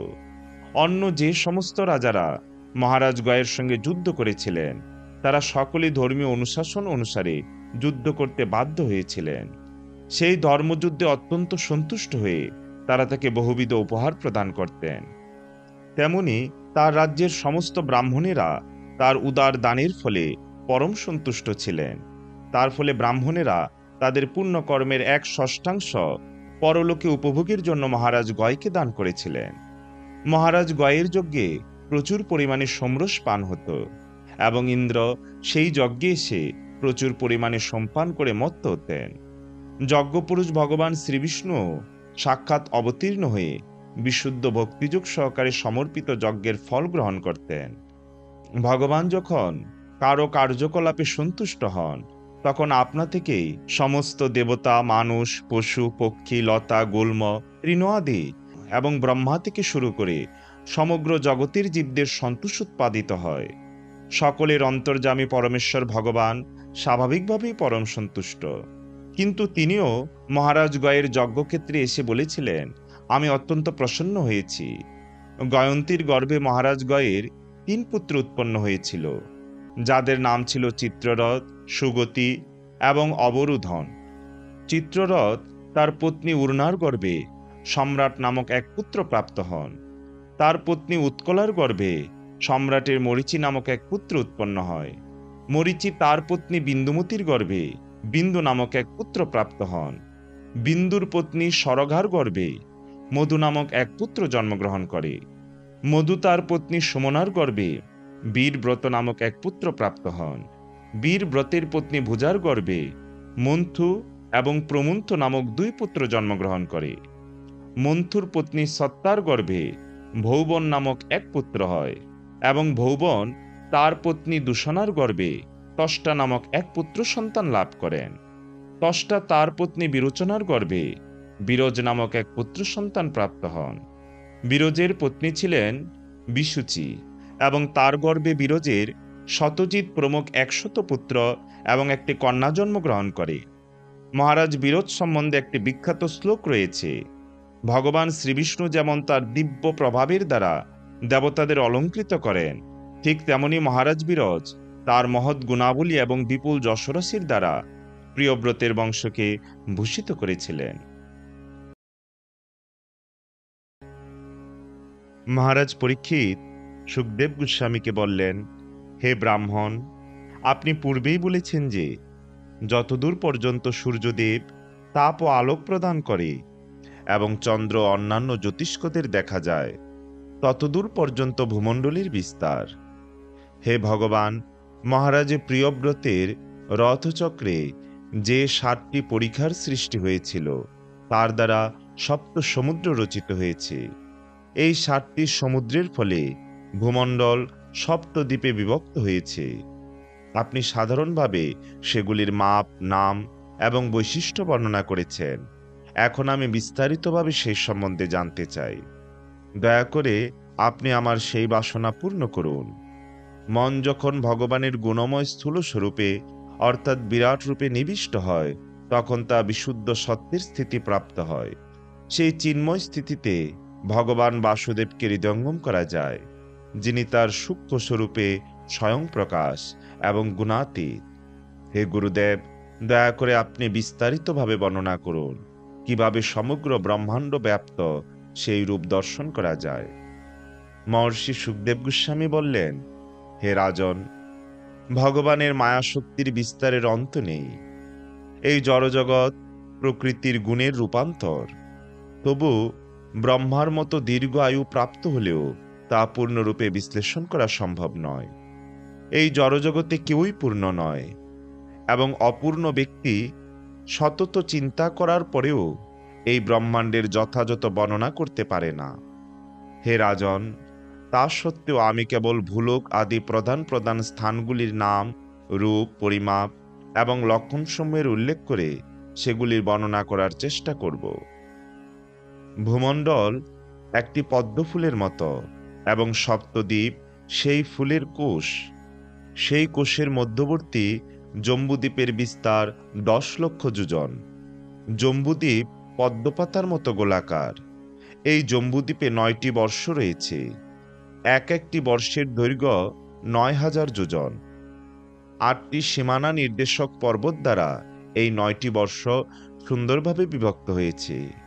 এই বর্ষগুলির মধ্যে ইলাবৃত নামক বর্ষটি সেই পদ্মকোষের মধ্যভাগে অবস্থিত। ইলাবৃত বর্ষের মধ্যে রয়েছে সুবর্ণময় সুমেরু পর্বত। এই সুমেরু পর্বত ভূমণ্ডল রূপ পদ্মের কর্ণিকার মতো অবস্থিত। এই পর্বতের উচ্চতা জম্বুদ্বীপের বিস্তারের সমান, অর্থাৎ 1 লক্ষ যোজন।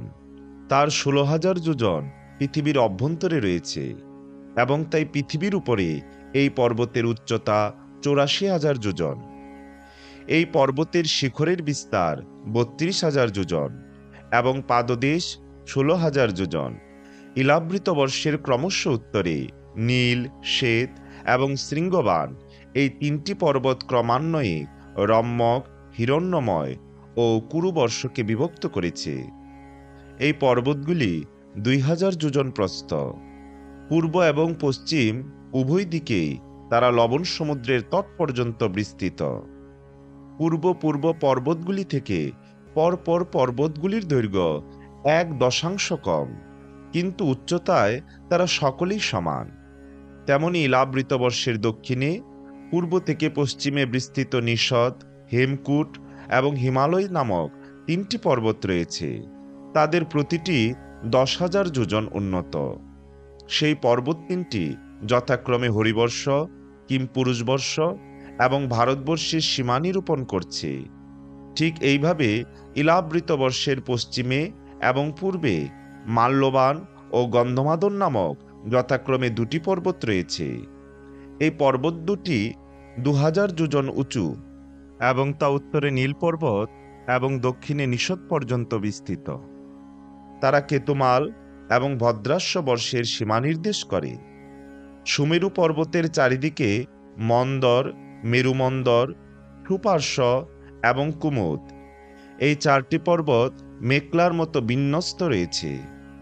এই পর্বতগুলির উচ্চতা এবং বিস্তার 10,000 যোজন।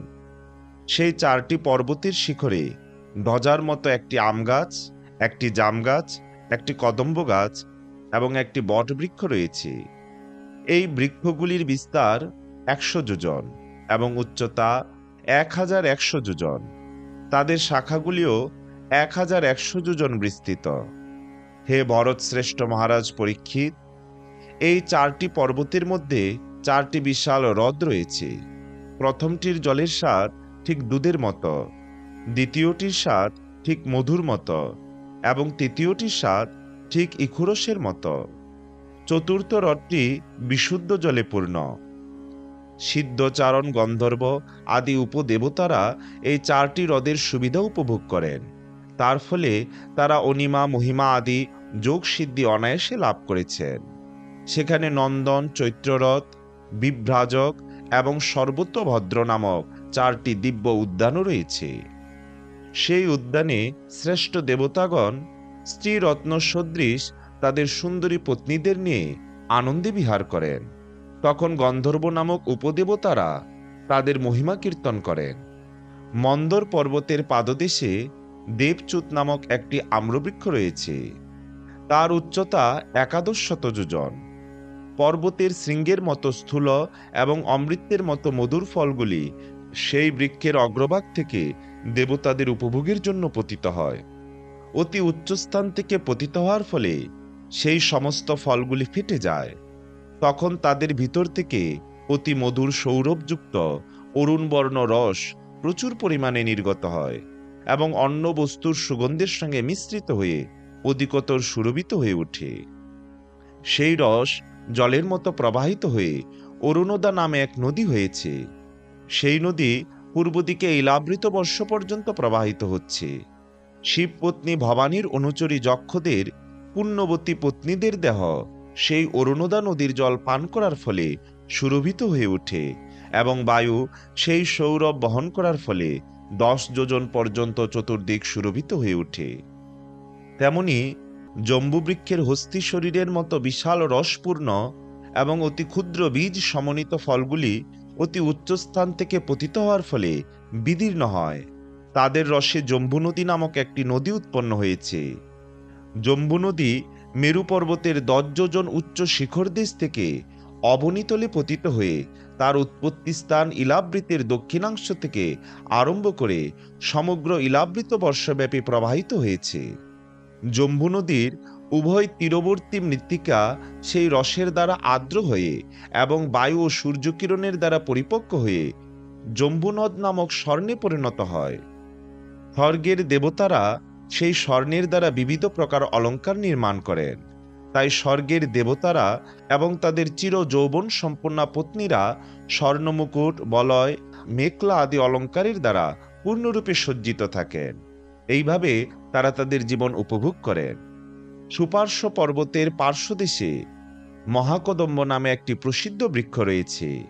সেই বৃক্ষের কোটর থেকে 5টি মধুর দ্বারা নির্গত হয়েছে। সেগুলির প্রতিটির পরিমাণ 5 ব্যায়াম। এই মধুর দ্বারা সুপার্শ্ব পর্বতের শিখার থেকে পতিত হয়ে ইলাবৃত বর্ষের পশ্চিম দিক থেকে আরম্ভ করে ইলাবৃত বর্ষের সর্বত্র প্রবাহিত হচ্ছে। তার ফলে সমগ্র ইলাবৃত বর্ষ মনোরম সৌরভে পূর্ণ হয়েছে। যারা সেই মধু পান করেন, বায়ু তাদের মুখনিসৃত সৌরভ বহন করে 100 যোজন পর্যন্ত স্থানকে সুবাসিত করে। তেমনি কুমুদ পর্বতে শতবলস নামক একটি বিশাল বটবৃক্ষ রয়েছে। তার 100 স্কন্দ রয়েছে বলে তারই নাম। সেই সমস্ত স্কন্দ থেকে কতগুলি নদ প্রবাহিত হয়েছে।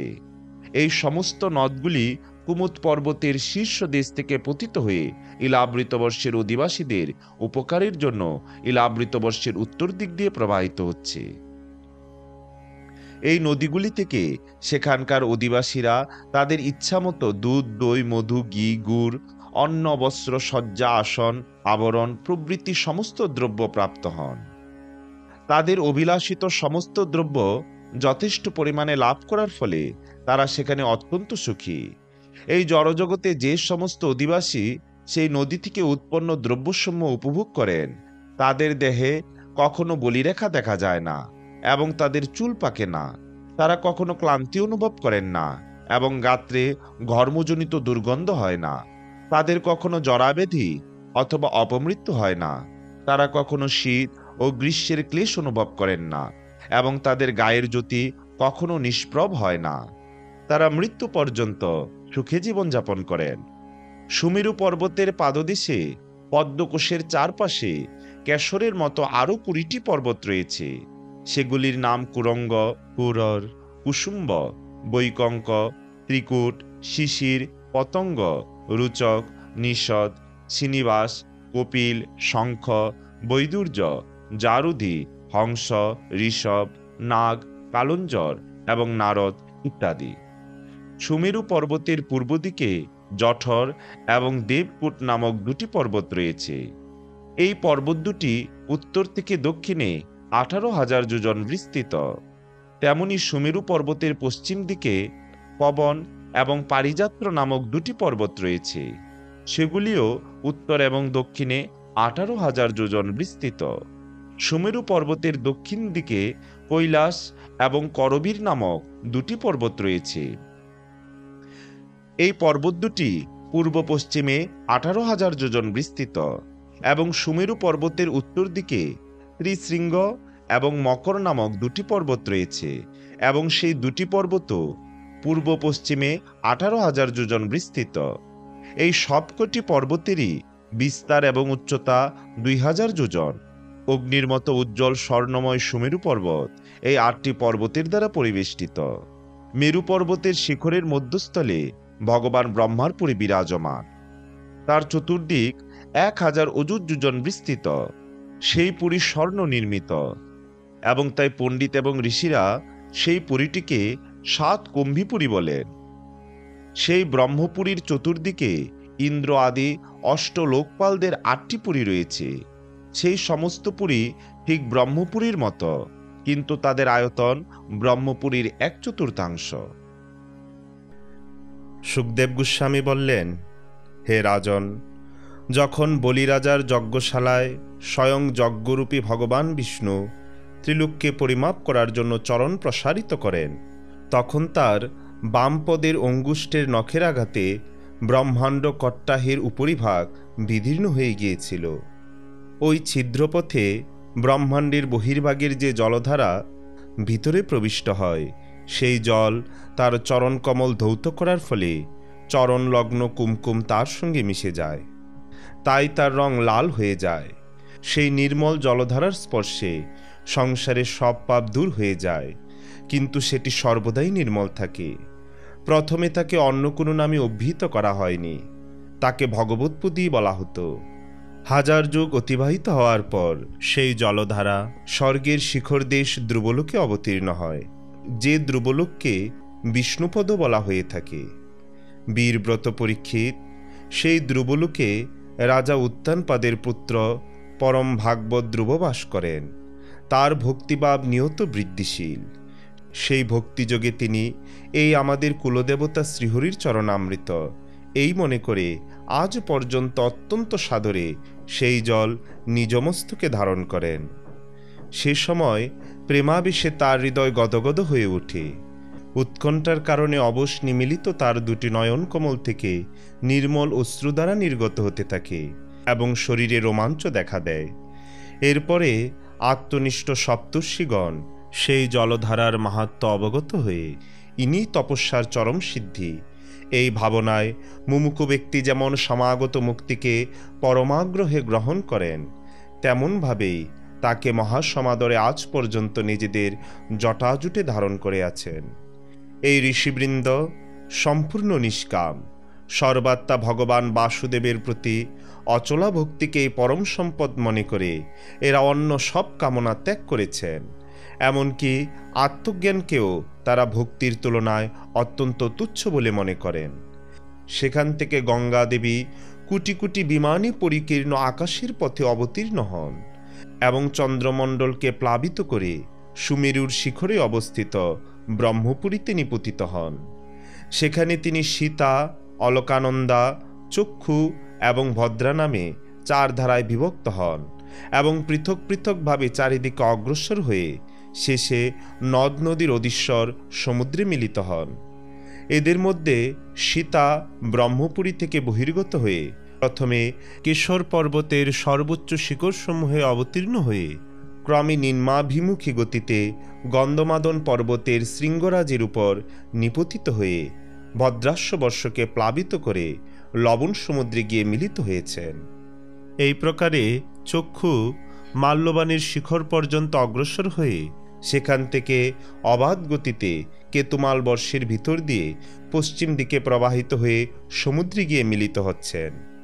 ভদ্রা মেরু পর্বতের শিখর থেকে উত্তর দিকে নিপতিত হয়ে এক পর্বত থেকে অন্য পর্বতে প্রবাহিত হয়ে শেষে শৃঙ্গবান পর্বতের শিখর থেকে নিম্নে পতিত হয়ে উত্তর কুরুদেশের মধ্যে দিয়ে উত্তর দিকে গমন করে সমুদ্রে মিলিত হন। অলকানন্দা ব্রহ্মপুরী থেকে দক্ষিণ দিকে পতিত হয়ে অনেক গিরিশৃঙ্গ অতিক্রম করে হেমকূট পর্বতে উপস্থিত হন। সেখান থেকে তীব্র বেগে হিমালয়ের শৃঙ্গসমূহকে ভেদ করে ভারতবর্ষে আসেন। তারপর দক্ষিণ দিকের সমুদ্রে মিলিত হন। এই নদীতে যে সকল ব্যক্তি স্নানের জন্য আগমন করেন তাদের পদে পদে অশ্বমেধ বা রাজসূয় আদি যজ্ঞের ফলও দুর্লভ হয় না। প্রত্যেক বর্ষেই মেরু ইত্যাদি পর্বত থেকে শত শত নদ নদী উৎপন্ন হয়। এই সব বর্ষের মধ্যে ভারতবর্ষই কর্মভূমি। বাকি 8টি বর্ষ কেবল স্বর্গবাসী পুরুষগণের স্বর্গভোগের পর অবশিষ্ট পুণ্যফল ভোগের স্থান। এই জন্য এইগুলিকে ধরাধামের স্বর্গ বলা হয়ে থাকে। এই সকল বর্ষের দেবতুল্য মানুষদের আয়ু মানসী গণনা অনুসারে 10,000 বছর হয়ে থাকে। তাদের শরীরে 10,000 হাতির বল এবং বজ্রের মতো সুদৃঢ় শরীরে যে শক্তি, যৌবন ও উল্লাস হয় তার কারণে তারা অনেক দিন পর্যন্ত মৈথুনাদি বিষয় সম্ভোগ করতে পারে। শেষে ভোগ সমাপ্ত হয়ে গেলে যখন তাদের আয়ুর আর মাত্র 1 বছর বাকি থাকে তখন তাদের স্ত্রীরা গর্ভবতী হন। এইভাবে সেখানে সর্বদাই ত্রেতাযুগের মতো কাল বর্তমান থাকে। সেখানে এমন আশ্রম, বাসভবন ও বর্ষ পর্বতের উপত্যকা আছে যেগুলি সুন্দর বন, উপবন, সব ঋতুর ফুলের গুচ্ছ, ফলে আর নতুন পাতার ভারে অবনত শাখা প্রশাখা ও লতাযুক্ত বৃক্ষাদিতে সুশোভিত। সেখানে নির্মল জলে ভরা এমন জলাশয়ও আছে যেখানে বহু প্রকার নতুন পদ্ম ফুটে থাকে, আর সেই পদ্মগন্ধে আনন্দিত হয়ে রাজহংস, জলমূরক, কারণ্ডব, সারস ও চক্রবাক প্রভৃতি পাখিরা বিচিত্র কলধ্বনি করে এবং বিভিন্ন প্রকারের ভ্রমর উন্মত্ত হয়ে মধুর স্বরে গুঞ্জন করে। এই সব আশ্রম, ভবন, পর্বতকন্দর ও জলাশয়ে সেখানকার দেবেশ্বরগণ পরমা সুন্দরী দেবাঙ্গনাদের কামুন্মাদ সূচক হাস্যবিলাস এবং লীলাকট্টাকে আকৃষ্ট চিত্ত ও আকৃষ্ট নেত্র হয়ে তাদের সঙ্গে জলক্রীড়া প্রভৃতি বিচিত্র বিনোদে স্বচ্ছন্দে বিহার করেন এবং সেখানে তাদের মুখ্য সেবকগণ নানা উপাচার দ্বারা তাদের সেবা সম্মানাদি করেন। এই নবম বর্ষেই পরম পুরুষ ভগবান নারায়ণ সেখানকার লোকদের প্রতি অনুগ্রহ করার জন্য ভিন্ন ভিন্ন বিগ্রহে আজও বিরাজ করছেন। ইলাবৃত বর্ষে একমাত্র ভগবান শঙ্করই পুরুষ। পার্বতী দেবীর অভিশাপের কথা যিনি জানেন তেমন কোনো দ্বিতীয় পুরুষ সেখানে প্রবেশ করেন না, কারণ সেখানে যে যায় সেই স্ত্রীরূপ ধারণ করে। এই প্রসঙ্গ আমি পরে আলোচনা করব। সেখানে পার্বতী এবং তার অধীন সহস্র অর্বুদ সংখ্যক দাসী দ্বারা সেবিত ভগবান শঙ্কর পরম পুরুষ পরমাত্মার বাসুদেব, প্রদ্যুম্ন, অনিরুদ্ধ ও শঙ্কর্ষ নামক চতুর্ভুহ মূর্তির মধ্যে নিজের কারণস্বরূপ শঙ্কর্ষণ নামক তপ প্রধান চতুর্থ মূর্তিকে ধ্যান ধৃত মনোময় বিগ্রহরূপে চিন্তন করেন এবং এই মন্ত্র উচ্চারণপূর্বক এই প্রকার স্তুতি করেন। ভগবান শঙ্কর বলছেন, ওম, যার থেকে সকল গুণের প্রকাশ হয়, সে অনন্ত এবং অব্যক্ত মূর্তি ওমকার স্বরূপ পরমপুরুষ শ্রী ভগবানকে নমস্কার। হে ভজনীয় প্রভু, আপনার চরণকমল ভক্তদের আশ্রয়স্থল এবং আপনি স্বয়ং সমগ্র ঐশ্বর্যের পরমাশ্রয়। আপনি ভক্তদের সামনে আপনার ভূত ভাবন স্বরূপ পূর্ণরূপে প্রকট করেন এবং তাদের সংসার বন্ধন থেকেও মুক্তি দেন, কিন্তু অভক্তদের বন্ধনে আবদ্ধ করেন। আপনি সর্বেশ্বর, আমি আপনাকে ভজনা করি। হে প্রভু, আমরা ক্রোধ ব্যাগকে জয় করতে পারিনি এবং আমাদের দৃষ্টি সেই কালে পাপে লিপ্ত হয়, কিন্তু আপনি তো সংসারকে নিয়ন্ত্রণ করার জন্যে নিরন্তর সাক্ষীরূপে তার সকল ব্যাপার অবলোকন করেন। তা সত্ত্বেও আমাদের প্রতি আপনার যে দৃষ্টি, তার উপরে ওই মায়িক বিষয়সমূহ তথা চিত্তের বৃত্তিসমূহের নামমাত্র প্রভাব পড়ে না। এ অবস্থায় নিজের মনকে বশীভূত করতে ইচ্ছুক এমন কোন ব্যক্তি আছে যে আপনার আরাধনা করবে না? যাদের কাছে আপনি মধু আশাবাদী পানে আরক্ত নয়ন এবং মত্তরূপে প্রতিভাত হন, তারা মায়ায় বশীভূত হয়েই ওই রূপ মিথ্যা দর্শন করে এবং আপনার চরণ স্পর্শে নাগবধূদের চিত্ত চঞ্চল হয়ে উঠে বলে লজ্জাবশে তারা আপনার পূজা করতে অসমর্থ হয়। বেদ মন্ত্র সকল আপনাকে এই বিশ্বের সৃষ্টি, স্থিতি ও সংহারের কারণ বলে থাকে, কিন্তু আপনি এই তিন বিকার বিরহিত, এই জন্য আপনাকে অনন্ত বলা হয়। আপনার সহস্র মস্তকের উপরে একটি সর্ষে দানার মতো এই ভূমণ্ডল অবস্থিত আছে। আপনি তো জানতে পারেন না যে সেটি কোনখানে রয়েছে।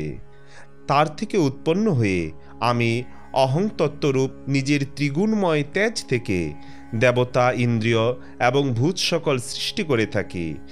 সেই বিজ্ঞানের আশ্রয় স্বয়ং ব্রহ্মাও আপনারই মহত্তত্ত্ব নামক প্রথম গুণময় স্বরূপ। হে মহাত্মন, মহত্তত্ত্ব অহংকার এবং ইন্দ্রিয়াভিমানী দেবতা, ইন্দ্রিয় সকল এবং পঞ্চভূত ইত্যাদি আমরা সবাই সূত্র দ্বারাবদ্ধ বিহঙ্গের মতো আপনার ক্রিয়াশক্তির বশীভূত হয়ে আপনার কৃপাতে এই জগতের রচনা করে চলছি। এই মায়া আপনার দ্বারা রচিত। সত্তাদি গুণ সৃষ্ট বস্তু সকলে মোহিত হয়ে লোক সকল কদাপি কর্মবন্ধনে আবদ্ধকারিণী আপনার এই মায়াকে জানতে পারলেও তার থেকে মুক্তির উপায় সহজে তাদের বোধগম্য হয় না। এই জগতে উৎপত্তি এবং লয় আপনারই রূপ। এই রূপ আপনাকে আমি বারবার নমস্কার করি। শ্রীল সুখদেব গোস্বামী বললেন, ধর্মরাজের পুত্র ভদ্রশ্রবা ভদ্রাশ্ববর্ষের অধিপতি। ঠিক যেভাবে শিব ইলাবৃত বর্ষে শঙ্কর্ষণের আরাধনা করেন, ভদ্রশ্রবাও তেমনি তার অন্তরঙ্গ সেবক এবং ভদ্রাশ্ববর্ষের অধিবাসীগণ সহ হয়গ্রীব নামক বাসুদেবীর অবতারের আরাধনা করেন। ভগবান হয়গ্রীব ভক্তদের অত্যন্ত প্রিয় এবং তিনি সমস্ত ধর্মীয় অনুশাসনী নির্দেষ্টা। ভদ্রশ্রবা এবং তার পার্শ্বদেরা পরম সমাধিযোগে ভগবানের উদ্দেশ্যে তাদের সশ্রদ্ধ প্রণতি নিবেদন করেন এবং সযত্ন উচ্চারণের মাধ্যমে এই প্রার্থনা কীর্তন করেন। শ্রী ভদ্রশ্রবা এবং তার অন্তরঙ্গ পার্শ্বদেরা এইভাবে ভগবানের স্তব করেন। আমরা সমস্ত ধর্মের উৎস ভগবানকে আমাদের সশ্রদ্ধ প্রণতি নিবেদন করি, যিনি এই জড়জগতে জীবের মলিনতা দূরীভূত করে তাদের হৃদয় নির্মল করেন। আমরা বারবার তাকে আমাদের সশ্রদ্ধ প্রণতি নিবেদন করি। আহা, কি আশ্চর্য! মূর্খ বিষয়াসক্ত মানুষেরা ভয়ঙ্কর মৃত্যুকে দেখেও দেখে না। তারা জানে যে মৃত্যু অবশ্যম্ভাবী, তবুও তারা তার প্রতি উদাসীন হয়ে তাকে উপেক্ষা করতে চায়। পিতার মৃত্যু হলে পুত্র তার পিতার ধন সম্পদ উপভোগ করতে চায় এবং পুত্রের মৃত্যু হলে পিতা সেই পুত্রের ধন সম্পদ উপভোগ করতে চায়। উভয় ক্ষেত্রেই লব্ধ ধন দ্বারা জড়সুখ ভোগ করার ব্যর্থ চেষ্টা করা হয়। হে অজ, আত্মতত্ত্ববিদ, বেদজ্ঞ পণ্ডিতেরা, বিবেকীরা এবং দার্শনিকেরা নিশ্চিতভাবে জানেন যে এই জড়জগৎ নশ্বর।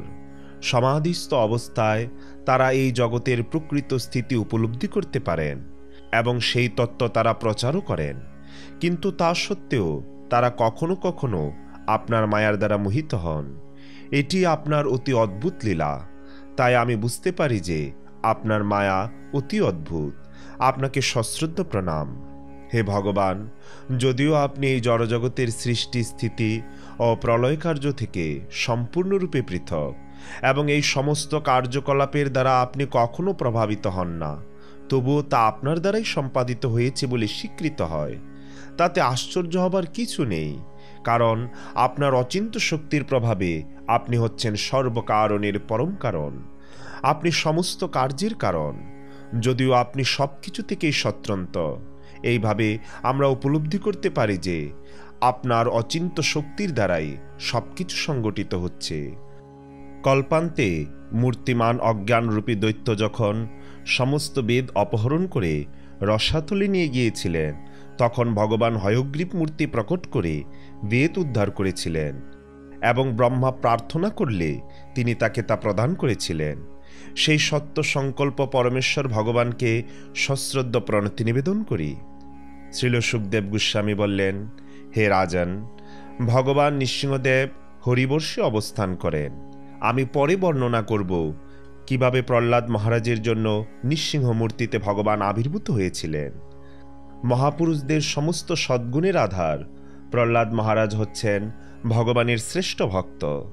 তার চরিত্র এবং কার্যকলাপ তার বংশের সমস্ত দৈত্যদের উদ্ধার করেছিল। ভগবান নৃসিংহদেব তার অত্যন্ত প্রিয়। তাই প্রহ্লাদ মহারাজ তার সমস্ত পার্ষদ এবং হরিবর্ষবাসীদের নিয়ে এই মন্ত্র জপের দ্বারা ভগবান নৃসিংহদেবের আরাধনা করছেন। সমস্ত তেজের উৎস ভগবান নৃসিংহদেবকে আমি আমার সশ্রদ্ধ প্রণতি নিবেদন করি। হে ভগবান, আপনার নখ এবং আপনার দন্ত বজ্রের মতো।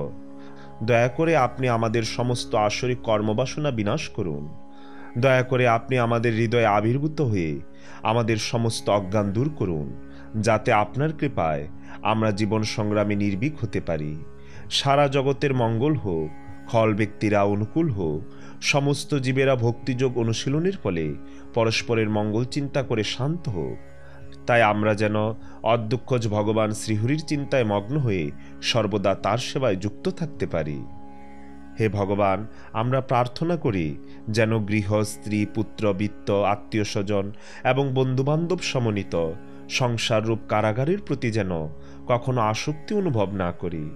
যদি আসক্তি থাকে তাহলে তা যেন ভগবৎপ্রিয় ভক্তদের প্রতি উদিত হয়। প্রকৃতপক্ষে যিনি আত্মতত্ত্ববিদ এবং যিনি তার মনকে সংযত করেছেন, তিনি কেবলমাত্র প্রাণধারণের উপযোগী বস্তু নিয়েই সন্তুষ্ট থাকেন। এই প্রকার ব্যক্তি অচিরেই ভগবত ভক্তির মার্গে উন্নতি সাধন করেন। কিন্তু অন্যেরা যারা জড় বিষয়ের প্রতি অত্যন্ত আসক্ত, তাদের পক্ষে তা অত্যন্ত কঠিন।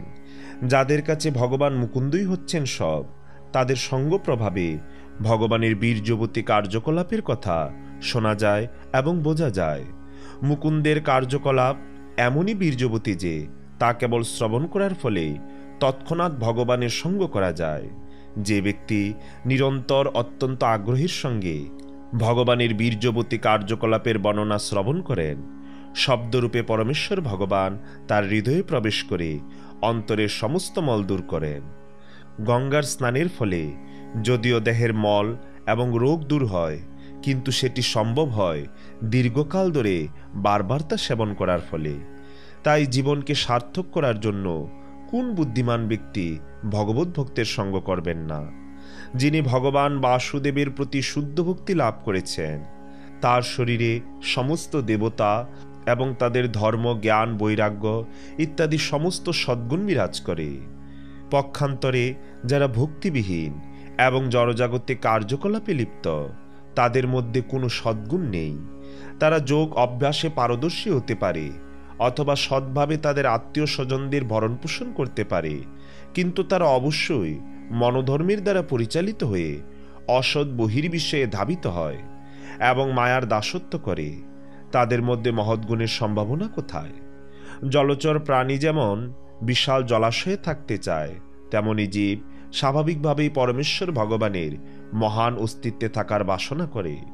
তাই জড়জাগতিক বিচারে অত্যন্ত মহৎ ব্যক্তিও যদি পরমাত্মা ভগবানকে পরিত্যাগ করে গৃহের প্রতি আসক্ত হয়, তাহলে তার মহত্ব শূদ্রাদি নীচ জাতিতেও স্ত্রী পুরুষের মধ্যে কেবলমাত্র বয়স দ্বারা যে মহত্ব নিরূপিত হয়, ঠিক সেই রকম যারা বিষয়ী জীবনের প্রতি অত্যন্ত আসক্ত, তারা সমস্ত আধ্যাত্মিক গুণ হারিয়ে ফেলে। অতএব হে অসুরগণ, গৃহস্থ জীবনের তথাকথিত সুখ পরিত্যাগ করে নির্ভীকতার প্রকৃত আশ্রয় শ্রী নৃসিংহদেবের শ্রী পাদপদ্মের শরণ গ্রহণ কর। গৃহস্থ জীবনের প্রতি আসক্তি, রাগ, বিষয় তৃষ্ণা, বিষাদ, ক্রোধ, স্পৃহা, ভয়, মান প্রবৃত্তির মূল কারণ, যার ফল হচ্ছে জন্ম মৃত্যুর সংসার চক্র। শ্রীল সুখদেব গোস্বামী বললেন, কেতুমাল বর্ষে ভগবান শ্রীবিষ্ণু কেবল তার ভক্তদের সন্তুষ্টি বিধানের জন্য কামদেব রূপে বিরাজমান।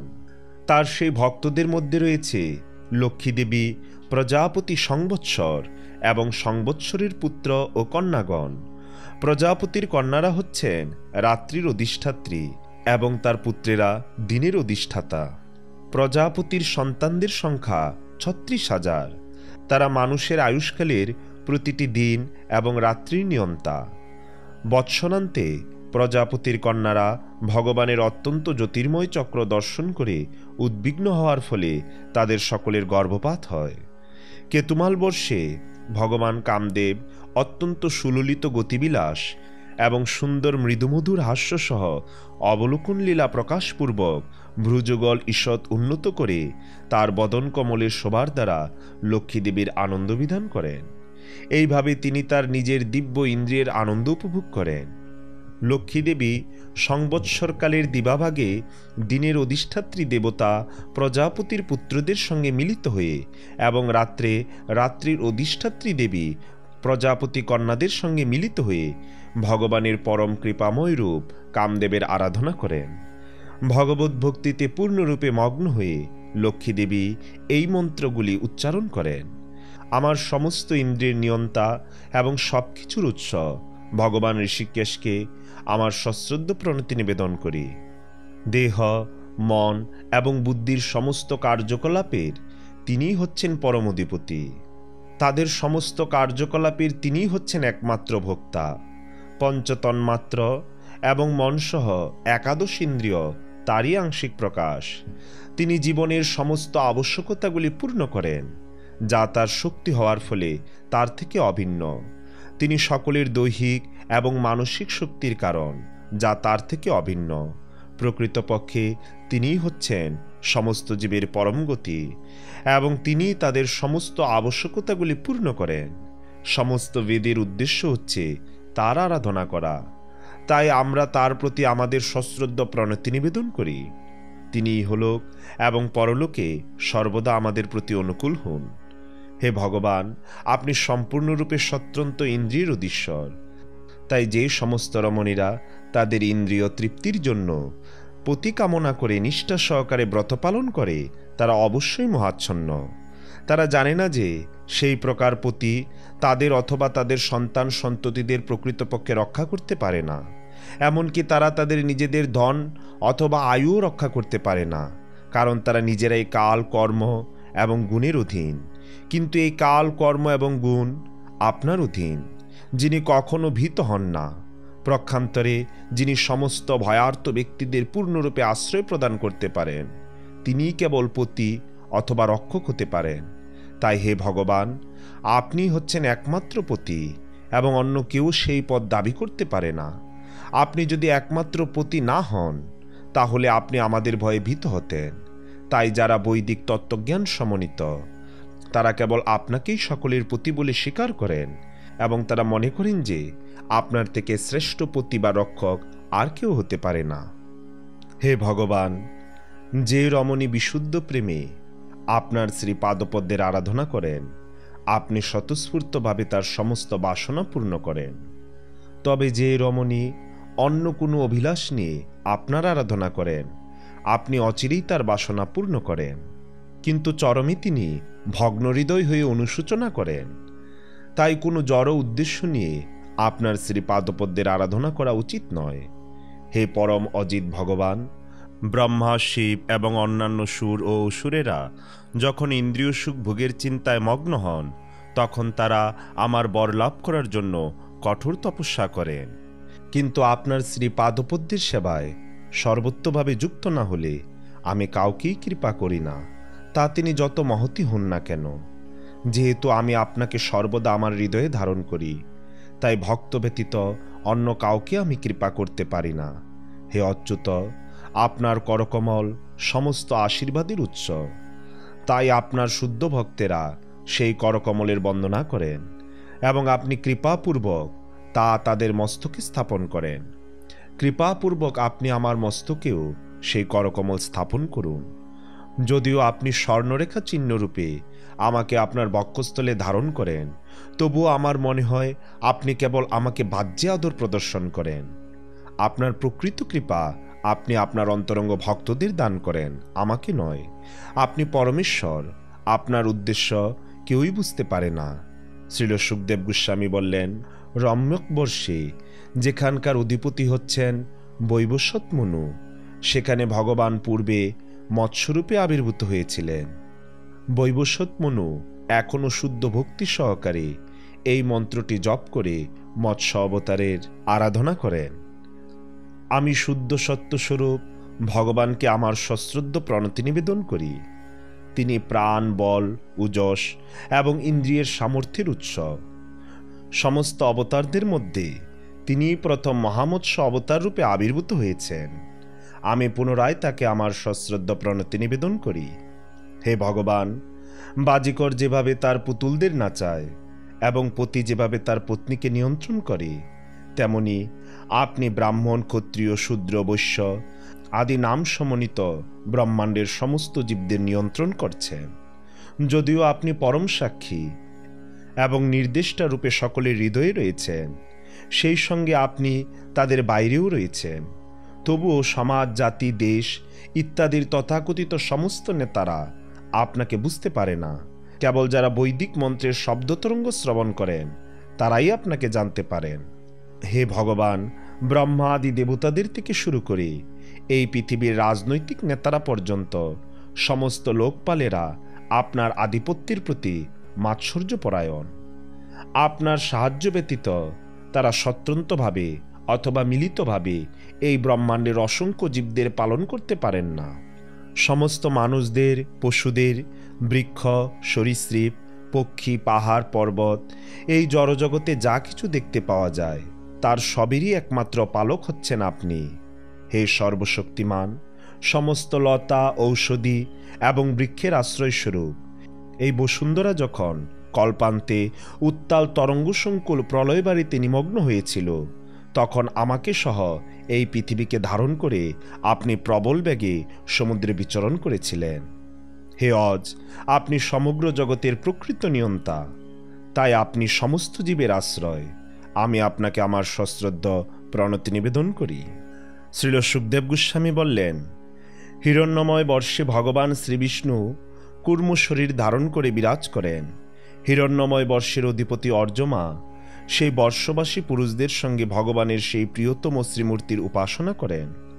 তারা নিরন্তর এই মন্ত্রটি জপ করেন, হে প্রভু, কূর্মরূপ ধারণকারী আপনাকে আমার সশ্রদ্ধ প্রণাম। আপনি সমস্ত দিব্যগুণের উৎস এবং সমস্ত জড় প্রভাব থেকে সর্বোত্তভাবে মুক্ত। আপনি শুদ্ধ সত্যময়। আপনি জলে বিচরণ করেন, কিন্তু আপনার স্থিতি কেউই লক্ষ্য করতে পারে না। তাই আপনাকে আমার সশ্রদ্ধ প্রণতি নিবেদন করি। আপনার চিন্ময় স্থিতির জন্য আপনি অতীত, বর্তমান এবং ভবিষ্যতের দ্বারা সীমিত নন। আপনি সব কিছুর আশ্রয়রূপে সর্বত্র বিরাজমান, এবং তাই আপনাকে বারবার আমার সশ্রদ্ধ প্রণতি নিবেদন করি। হে ভগবান, এই দৃশ্য জগৎ আপনার সৃজনী শক্তির অভিব্যক্তি। এই জগতে যে অন্তহীন রূপ রয়েছে তা কেবল আপনার বহিরঙ্গ শক্তিরই প্রদর্শন মাত্র। এই বিরাট রূপ আপনার প্রকৃত স্বরূপ নয়। চিন্ময় চেতনা সম্পন্ন আপনার ভক্তেরা ছাড়া অন্য কেউই আপনার প্রকৃত রূপ দর্শন করতে পারে না। তাই আমি আপনাকে আমার সশ্রদ্ধ প্রণতি নিবেদন করি। হে ভগবান, জরায়ুজ, অণ্ডজ, ছেদজ এবং উদ্ভিজ্জ প্রভৃতি চরাচর জীব, দেবতা, ঋষি, পিতৃ, ভূত এবং ইন্দ্রিয়, অন্তরিক্ষ, স্বর্গ, পৃথিবী, পর্বত, নদী, সমুদ্র, দ্বীপ, গ্রহ এবং নক্ষত্র, এই সবই আপনারই বিভিন্ন শক্তির প্রকাশ। কিন্তু আপনি এক এবং অদ্বিতীয়, তাই আপনার অতীত আর কিছুই নেই। এই সমগ্র জগৎ তাই মিথ্যা নয়, তা আপনার অচিন্ত্য শক্তির সাময়িক প্রকাশ। হে ভগবান, আপনার নাম, রূপ এবং আকৃতি অসংখ্য রূপে প্রকাশিত হয়। আপনি যে কত রূপে বিরাজ করেন তা কেউই সঠিকভাবে নির্ণয় করতে পারে না। তবুও আপনি কপিলদেব রূপে এই জগৎকে 24টি তত্ত্বে বিশ্লেষণ করেছেন। তাই কেউ যদি সাংখ্য দর্শন সম্বন্ধে আগ্রহী হন, যার দ্বারা বিভিন্ন তত্ত্ব নিরূপণ করা যায়, তাহলে তার অবশ্য কর্তব্য হচ্ছে আপনার কাছ থেকে তা শ্রবণ করা। দুর্ভাগ্যবশত অভক্তেরা আপনার প্রকৃত রূপ সম্বন্ধে অজ্ঞ থেকে কেবল বিভিন্ন উপাদানেরই গণনা করে। আপনাকে আমার সশ্রদ্ধ প্রণতি নিবেদন করি। শ্রীল সুখদেব গোস্বামী বললেন, হে রাজন, জম্বুদ্বীপের উত্তর ভাগের কুরুবর্ষে ভগবান যজ্ঞপুরুষ বরাহরূপ প্রকট করে বিরাজ করছেন। সেখানে কুরুবর্ষবাসীদের সঙ্গে ধরণী দেবী অবিচলিত ভক্তিযোগে এই উপনিষদ মন্ত্র বারংবার জপ করে তার আরাধনা করেন। হে ভগবান, বিরাট পুরুষ রূপে আমরা আপনাকে আমাদের সশ্রদ্ধ প্রণতি নিবেদন করি। কেবল মন্ত্র উচ্চারণের দ্বারা আমরা আপনাকে পূর্ণরূপে জানতে পারব। আপনি যজ্ঞ এবং আপনি ক্রতু, তাই সমস্ত যজ্ঞ অনুষ্ঠান আপনারই চিন্ময় দেহের অঙ্গ এবং আপনি সমস্ত যজ্ঞের ভোক্তা। আপনার রূপ শুদ্ধ সত্যময়। আপনি ত্রিযুগ নামে পরিচিত, কারণ কলিযুগে আপনি আপনার রূপ প্রচ্ছন্ন রেখে অবতরণ করেন। এই নামের আরেকটি কারণ হচ্ছে আপনি ত্রিযুগল ঐশ্বর্য বিশিষ্ট, অর্থাৎ আপনি সরৈশ্বর্যপূর্ণ। মুনি ঋষিরা অরণিকাষ্ঠ মন্থনের দ্বারা কাষ্টাভ্যন্তরস্থিত অগ্নিকে প্রকাশিত করতে পারে। তেমনি হে ভগবান, যারা পরমতত্ত্ব সম্বন্ধে অবগত, তারা সব কিছুতে আপনাকে দর্শন করার চেষ্টা করেন, এমনকি তাদের নিজেদের শরীরেও। তবুও আপনি প্রচ্ছন্ন থাকেন। মানসিক অথবা দৈহিক পরোক্ষ কার্যকলাপের দ্বারা আপনাকে জানা যায় না, কারণ আপনি স্বয়ং প্রকাশ। যখন আপনি দেখেন যে কেউ সর্বান্তকরণে আপনার অন্বেষণ করছে, তখন আপনি তার কাছে আপনার স্বরূপ প্রকাশ করেন। তাই আমি আপনাকে আমার সশ্রদ্ধ প্রণতি নিবেদন করি। শব্দ, স্পর্শ, রূপ, রস ও গন্ধ এই সমস্ত ইন্দ্রিয় সুখের বিষয়। ইন্দ্রিয়ের কার্যকলাপ, ইন্দ্রিয়ের অধিষ্ঠাত্রী দেবতা, শরীর, কাল এবং অহংকার এই সবই আপনার মায়াশক্তি দ্বারা সৃষ্ট। অষ্টাঙ্গ যোগের অনুশীলনের দ্বারা যাদের বুদ্ধিবৃত্তি স্থির হয়েছে, তারা দেখতে পান যে এই সমস্ত তত্ত্ব আপনার মায়াশক্তির পরিণাম। তারা সবকিছুর পটভূমিতে আপনার চিন্ময় পরমাত্মার উপদর্শন করেন। তাই আপনাকে বারবার সশ্রদ্ধ প্রণতি নিবেদন করি। হে ভগবান, এই জড়জগতের সৃষ্টি, স্থিতি এবং সংহার আপনার বাঞ্ছিত নয়, কিন্তু আপনার সৃজনী শক্তির দ্বারা বদ্ধ জীবদের জন্য আপনি সেই কার্য করেন। চুম্বকের প্রভাবে লৌহখণ্ড যেভাবে গতিশীল হয়, ঠিক সেইভাবে প্রকৃতির প্রতি আপনার দৃষ্টিপাতের ফলে জড়জগৎ সক্রিয় হয়। হে ভগবান, এই ব্রহ্মাণ্ডে আদি বরাহরূপে আপনি মহাদৈত্য হিরণ্যাক্ষের সঙ্গে যুদ্ধ করেছিলেন এবং তাকে সংহার করেছিলেন। তারপর হস্তি যেভাবে জল থেকে পদ্ম তুলে খেলা করে, ঠিক সেইভাবে আপনি আমাকে আপনার দশনাগ্রে ধারণ করে গর্ভোদক সমুদ্র থেকে উদ্ধার করেছিলেন। আমি আপনাকে আমার প্রণতি নিবেদন করি। ওম তৎসৎ। শ্রীমদ্ ভাগবতের পঞ্চম স্কন্দের দ্বিতীয় ভাগ সমাপ্ত। পরবর্তীতে সবাইকে শ্রীমদ্ ভাগবতের পঞ্চম স্কন্দের তৃতীয় ভাগ শ্রবণ করার আমন্ত্রণ রইল। জয় শ্রীহরি।